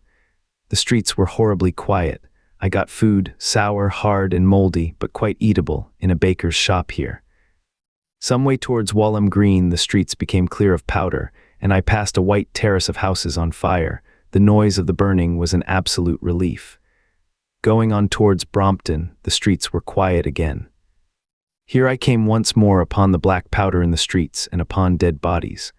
I saw altogether about a dozen in the length of the Fulham Road. They had been dead many days, so that I hurried quickly past them. The black powder covered them over and softened their outlines. One or two had been disturbed by dogs. Where there was no black powder, it was curiously like a Sunday in the city, with the closed shops, the houses locked up and the blinds drawn, the desertion and the stillness. In some places plunderers had been at work, but rarely at other than the provision and wine shops. A jeweler's window had been broken open in one place, but apparently the thief had been disturbed, and a number of gold chains and a watch lay scattered on the pavement. I did not trouble to touch them. Farther on was a tattered woman in a heap on a doorstep. The hand that hung over her knee was gashed and bled down her rusty brown dress, and a smashed magnum of champagne formed a pool across the pavement. She seemed asleep, but she was dead. The farther I penetrated into London, the profounder grew the stillness. But it was not so much the stillness of death, it was the stillness of suspense, of expectation. At any time the destruction that had already singed the northwestern borders of the metropolis and had annihilated Ealing and Kilburn might strike among these houses and leave them smoking ruins. It was a city condemned and derelict. In South Kensington the streets were clear of dead and of black powder. It was near South Kensington that I first heard the howling. It crept almost imperceptibly upon my senses. It was a sobbing alternation of two notes, Allah, Allah, Allah, Allah, keeping on perpetually. When I passed streets that ran northward it grew in volume, and houses and buildings seemed to deaden and cut it off again. It came in a full tide down Exhibition Road. I stopped staring towards Kensington Gardens, wondering at this strange, remote wailing. It was as if that mighty desert of houses had found a voice for its fear and solitude. Allah, Allah, Allah, Allah, wailed that superhuman note, great waves of sound sweeping down the broad, sunlit roadway between the tall buildings on each side. I turned northwards, marveling towards the iron gates of Hyde Park. I had half a mind to break into the Natural History Museum and find my way up to the summits of the towers in order to see across the park. But I decided to keep to the ground, where quick hiding was possible, and so went on up the Exhibition Road. All the large mansions on each side of the road were empty and still, and my footsteps echoed against the sides of the houses. At the top, near the park gate, I came upon a strange sight, a bus overturned, and the skeleton of a horse picked clean. I puzzled over this for a time, and then went on to the bridge over the Serpentine. The voice grew stronger and stronger, though I could see nothing above the housetops on the north side of the park, save a haze of smoke to the northwest. Allah, Allah, Allah, Allah, cried the voice, coming, as it seemed to me, from the district about Regent's Park. The desolating cry worked upon my mind. The mood that had sustained me passed. The wailing took possession of me. I found I was intensely weary, footsore, and now again hungry and thirsty. It was already past noon. Why was I wandering alone in this city of the dead? Why was I alone when all London was lying in state and in its black shroud? I felt intolerably lonely. My mind ran on old friends that I had forgotten for years. I thought of the poisons in the chemist's shops, of the liquors the wine merchants stored. I recalled the two sodden creatures of despair, who, so far as I knew, shared the city with myself. I came into Oxford Street by the Marble Arch, and here again were black powder in several bodies, and an evil, ominous smell from the gratings of the cellars of some of the houses. I grew very thirsty after the heat of my long walk. With infinite trouble, I managed to break into a public house and get food and drink. I was weary after eating, and went into the parlor behind the bar and slept on a black horsehair sofa I found there. I awoke to find that dismal howling still in my ears. Allah, Allah, Allah, Allah. It was now dusk, and after I had rooted out some biscuits and a cheese in the bar, there was a meat safe, but it contained nothing but maggots. I wandered on through the silent residential squares to Baker Street. Portman Square is the only one I can name, and so came out at last upon Regent's Park. And as I emerged from the top of Baker Street, I saw far away over the trees in the clearness of the sunset the hood of the Martian giant from which this howling proceeded. I was not terrified. I came upon him as if it were a matter of course. I watched him for some time, but he did not move. He appeared to be standing and yelling for no reason that I could discover. I tried to formulate a plan of action. That perpetual sound of Allah, Allah, Allah, Allah confused my mind. Perhaps I was too tired to be very fearful. Certainly I was more curious to know the reason of this monotonous crying than afraid. I turned back away from the park and struck into Park Road, intending to skirt the park, went along under the shelter of the terraces, and got a view of this stationary, howling Martian from the direction of St. John's Wood. A couple of 100 yards out of Baker Street, I heard a yelping chorus, and saw, first a dog with a piece of putrescent red meat in his jaws coming headlong towards me, and then a pack of starving mongrels in pursuit of him. He made a wide curve to avoid me, as though he feared I might prove a fresh competitor. As the yelping died away down the silent road, the wailing sound of "Ulla, Ulla, Ulla, Ulla" reasserted itself. I came upon the wrecked handling machine, halfway to St. John's Wood Station. At first I thought a house had fallen across the road. It was only as I clambered among the ruins that I saw, with a start, this mechanical Samson lying, with its tentacles bent and smashed and twisted, among the ruins it had made. The forepart was shattered. It seemed as if it had driven blindly straight at the house, and had been overwhelmed in its overthrow. It seemed to me then that this might have happened by a handling machine, escaping from the guidance of its Martian. I could not clamber among the ruins to see it, and the twilight was now so far advanced that the blood with which its seat was smeared, and the gnawed gristle of the Martian that the dogs had left, were invisible to me. Wondering still more at all that I had seen, I pushed on towards Primrose Hill. Far away, through a gap in the trees, I saw a second Martian, as motionless as the first, standing in the park towards the zoological gardens and silent. A little beyond the ruins, about the smashed handling machine, I came upon the red weed again, and found the Regent's Canal, a spongy mass of dark red vegetation. As I crossed the bridge, the sound of "Ulla, Ulla, Ulla, Ulla" ceased. It was, as it were, cut off. The silence came like a thunderclap. The dusky houses about me stood faint and tall and dim. The trees towards the park were growing black. All about me the red weed clambered among the ruins, writhing to get above me in the dimness. Night, the mother of fear and mystery, was coming upon me. But while that voice sounded the solitude, the desolation had been endurable. By virtue of it, London had still seemed alive, and the sense of life about me had upheld me. Then suddenly a change, the passing of something, I knew not what, and then a stillness that could be felt.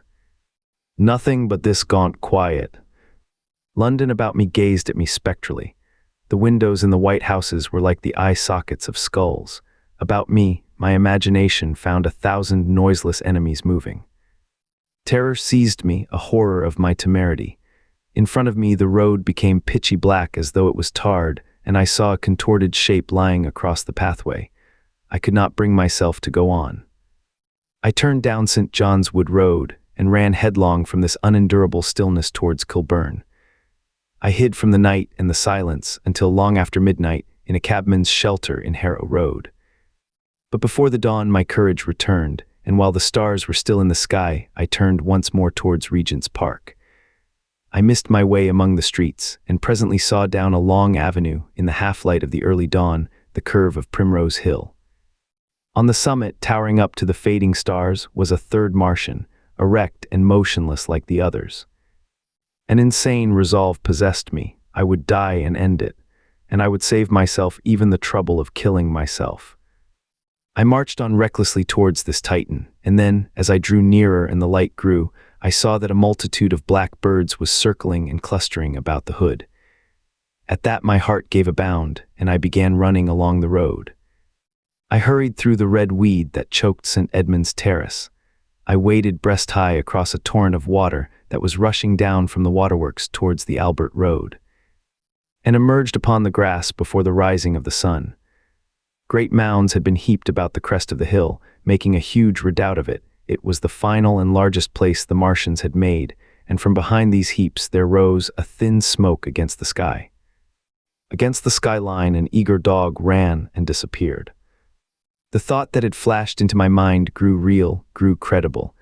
I felt no fear, only a wild, trembling exultation as I ran up the hill towards the motionless monster. Out of the hood hung lank shreds of brown, at which the hungry birds pecked and tore. In another moment I had scrambled up the earthen rampart and stood upon its crest, and the interior of the redoubt was below me. A mighty space it was, with gigantic machines here and there within it, huge mounds of material and strange shelter places. And scattered about it, some in their overturned war machines, some in the now rigid handling machines, and a dozen of them stark and silent and laid in a row, were the Martians dead. Slain by the putrefactive and disease bacteria against which their systems were unprepared, slain as the red weed was being slain, slain after all man's devices had failed by the humblest things that God in his wisdom has put upon this earth. For so it had come about, as indeed I and many men might have foreseen had not terror and disaster blinded our minds. These germs of disease have taken toll of humanity since the beginning of things, taken toll of our prehuman ancestors since life began here. But by virtue of this natural selection of our kind, we have developed resisting power. To no germs do we succumb without a struggle, and to many, those that cause putrefaction in dead matter, for instance, our living frames are altogether immune. But there are no bacteria in Mars, and directly these invaders arrived, directly they drank and fed, our microscopic allies began to work their overthrow. Already when I watched them, they were irrevocably doomed, dying and rotting even as they went to and fro. It was inevitable. By the toll of 1 billion deaths man has bought his birthright of the earth, and it is his against all comers. It would still be his were the Martians 10 times as mighty as they are. For neither do men live nor die in vain. Here and there they were scattered, nearly 50 altogether, in that great gulf they had made, overtaken by a death that must have seemed to them as incomprehensible as any death could be.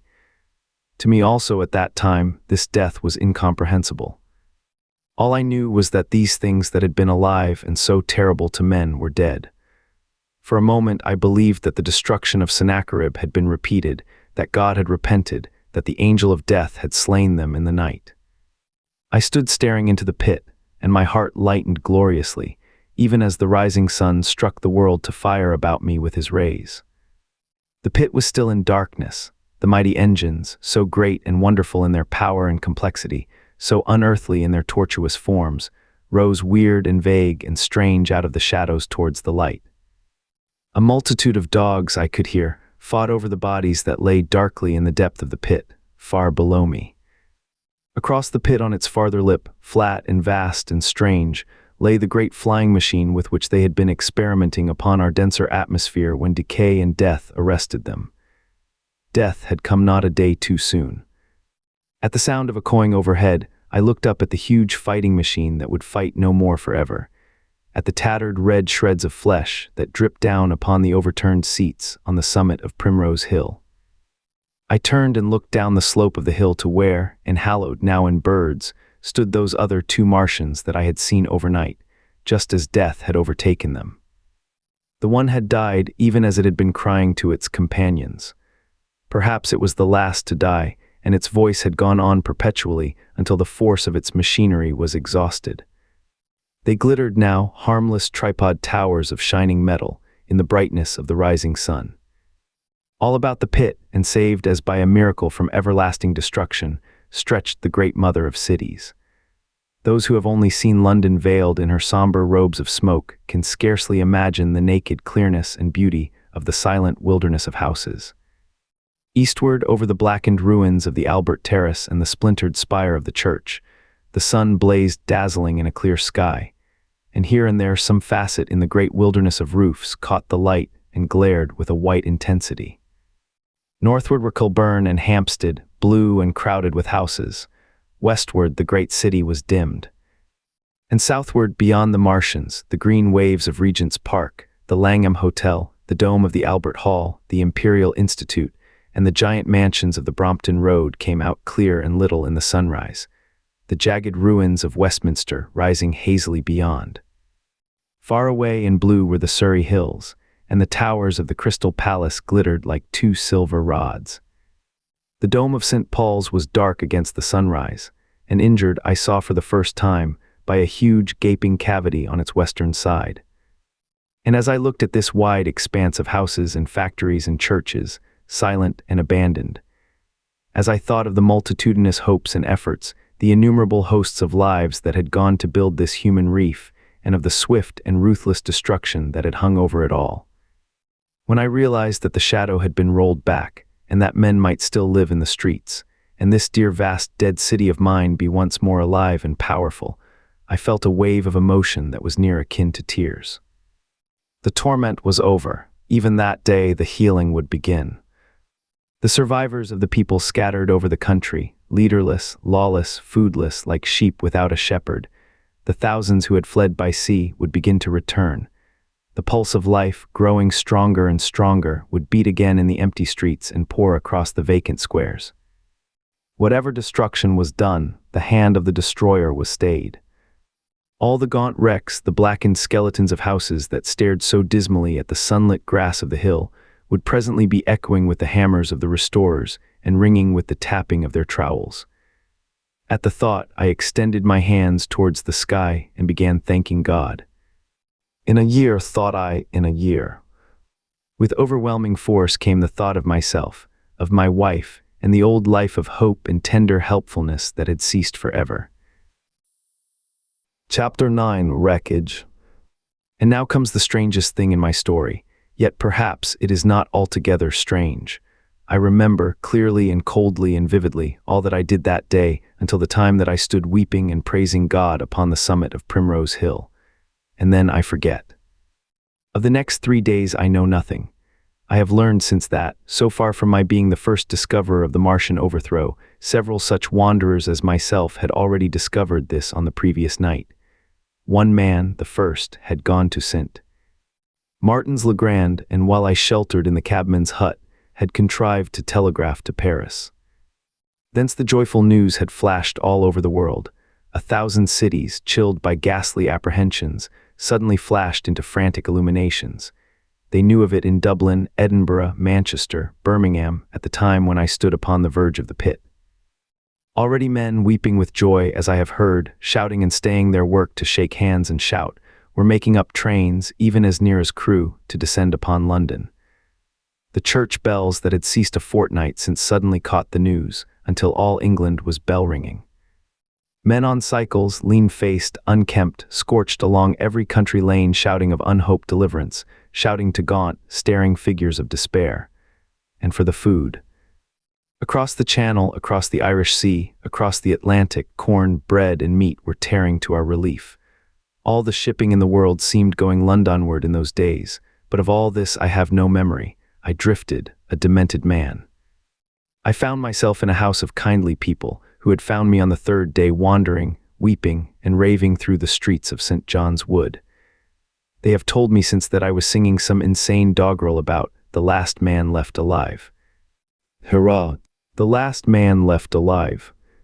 Troubled as they were with their own affairs, these people, whose name, much as I would like to express my gratitude to them, I may not even give here, nevertheless cumbered themselves with me, sheltered me, and protected me from myself.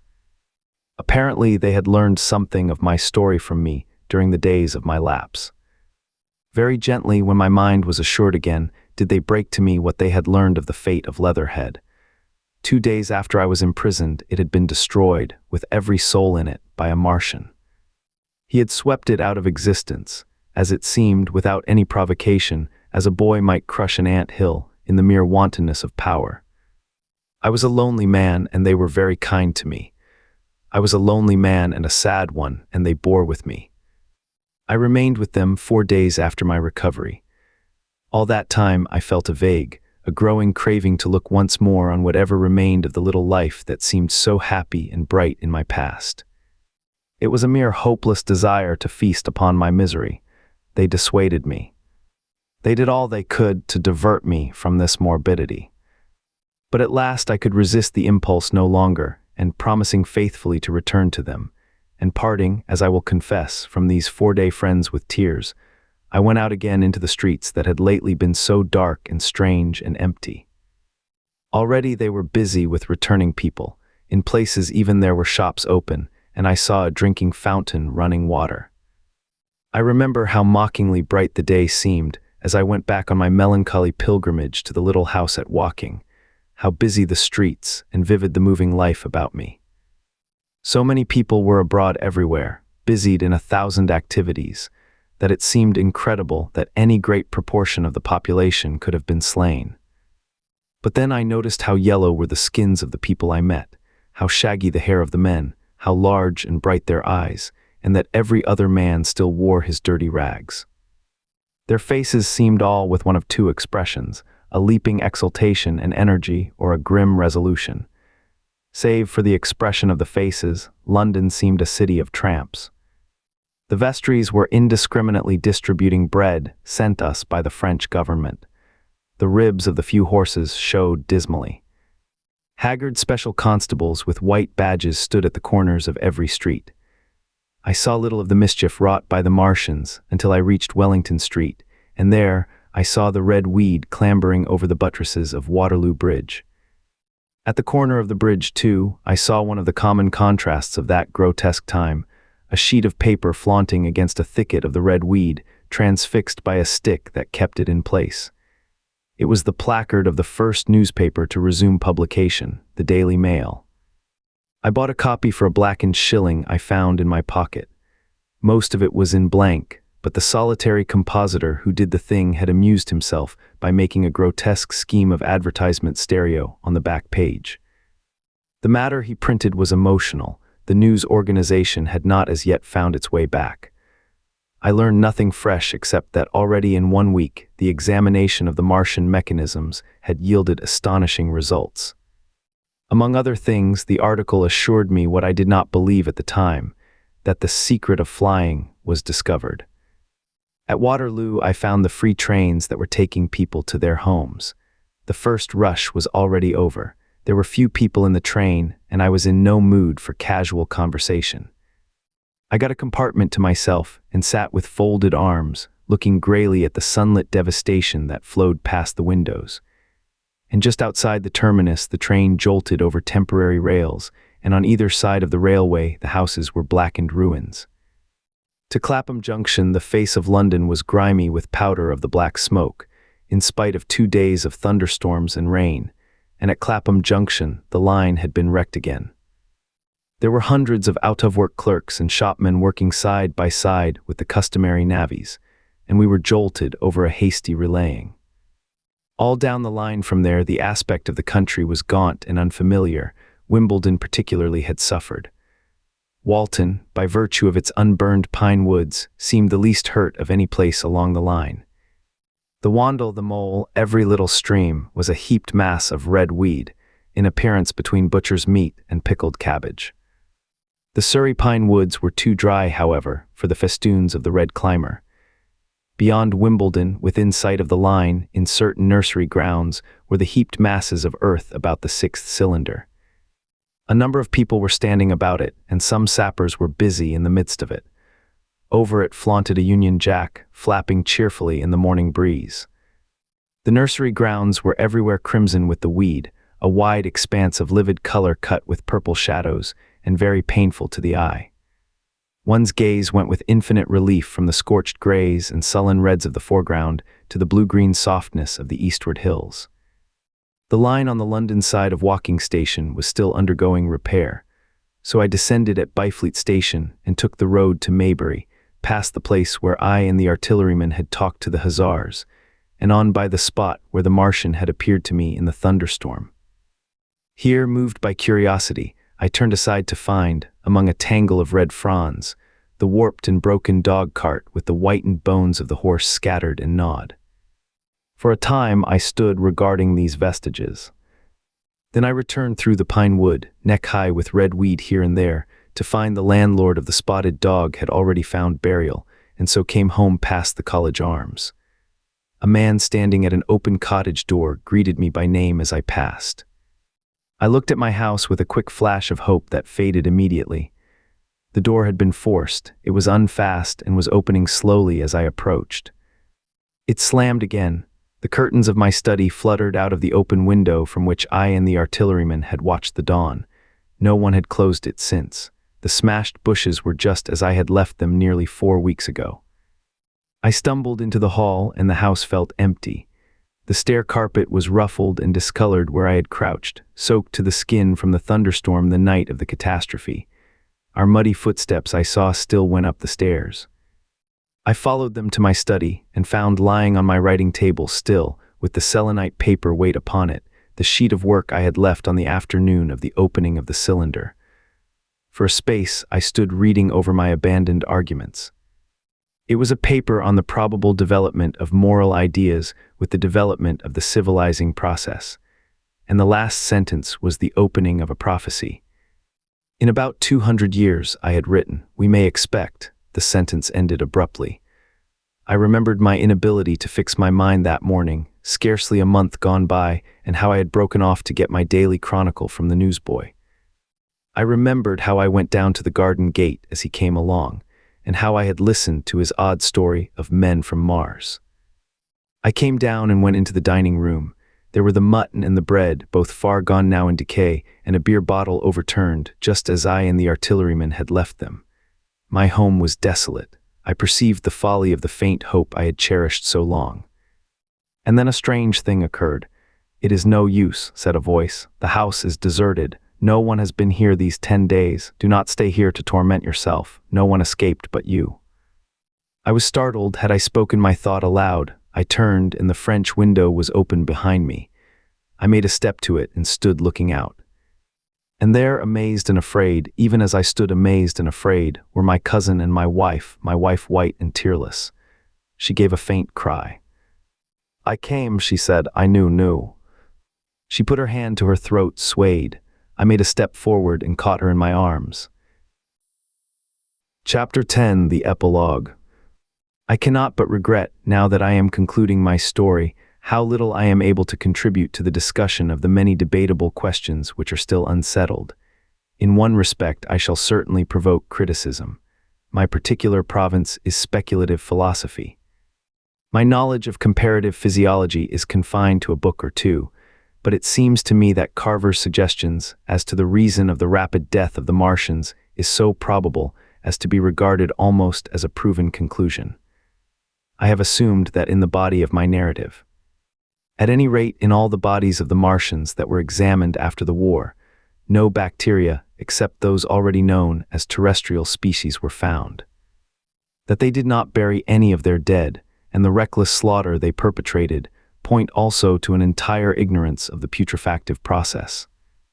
But probable as this seems, it is by no means a proven conclusion. Neither is the composition of the black smoke known, which the Martians used with such deadly effect, and the generator of the heat rays remains a puzzle. The terrible disasters at the Ealing and South Kensington laboratories have disinclined analysts for further investigations upon the latter. Spectrum analysis of the black powder points unmistakably to the presence of an unknown element with a brilliant group of 3 lines in the green, and it is possible that it combines with argon to form a compound which acts at once with deadly effect upon some constituent in the blood. But such unproven speculations will scarcely be of interest to the general reader to whom this story is addressed. None of the brown scum that drifted down the Thames after the destruction of Shepperton was examined at the time, and now none is forthcoming. The results of an anatomical examination of the Martians, so far as the prowling dogs had left such an examination possible, I have already given. But everyone is familiar with the magnificent and almost complete specimen in spirits at the Natural History Museum and the countless drawings that have been made from it. And beyond that, the interest of their physiology and structure is purely scientific. A question of graver and universal interest is the possibility of another attack from the Martians. I do not think that nearly enough attention is being given to this aspect of the matter. At present, the planet Mars is in conjunction, but with every return to opposition I, for one, anticipate a renewal of their adventure. In any case, we should be prepared. It seems to me that it should be possible to define the position of the gun from which the shots are discharged, to keep a sustained watch upon this part of the planet, and to anticipate the arrival of the next attack. In that case, the cylinder might be destroyed with dynamite or artillery before it was sufficiently cool for the Martians to emerge, or they might be butchered by means of guns so soon as the screw opened. It seems to me that they have lost a vast advantage in the failure of their first surprise. Possibly they see it in the same light. Lessing has advanced excellent reasons for supposing that the Martians have actually succeeded in effecting a landing on the planet Venus. 7 months ago now, Venus and Mars were in alignment with the Sun. That is to say, Mars was in opposition from the point of view of an observer on Venus. Subsequently, a peculiar luminous and sinuous marking appeared on the unilumined half of the inner planet, and almost simultaneously, a faint dark mark of a similar sinuous character was detected upon a photograph of the Martian disk. One needs to see the drawings of these appearances in order to appreciate fully their remarkable resemblance in character.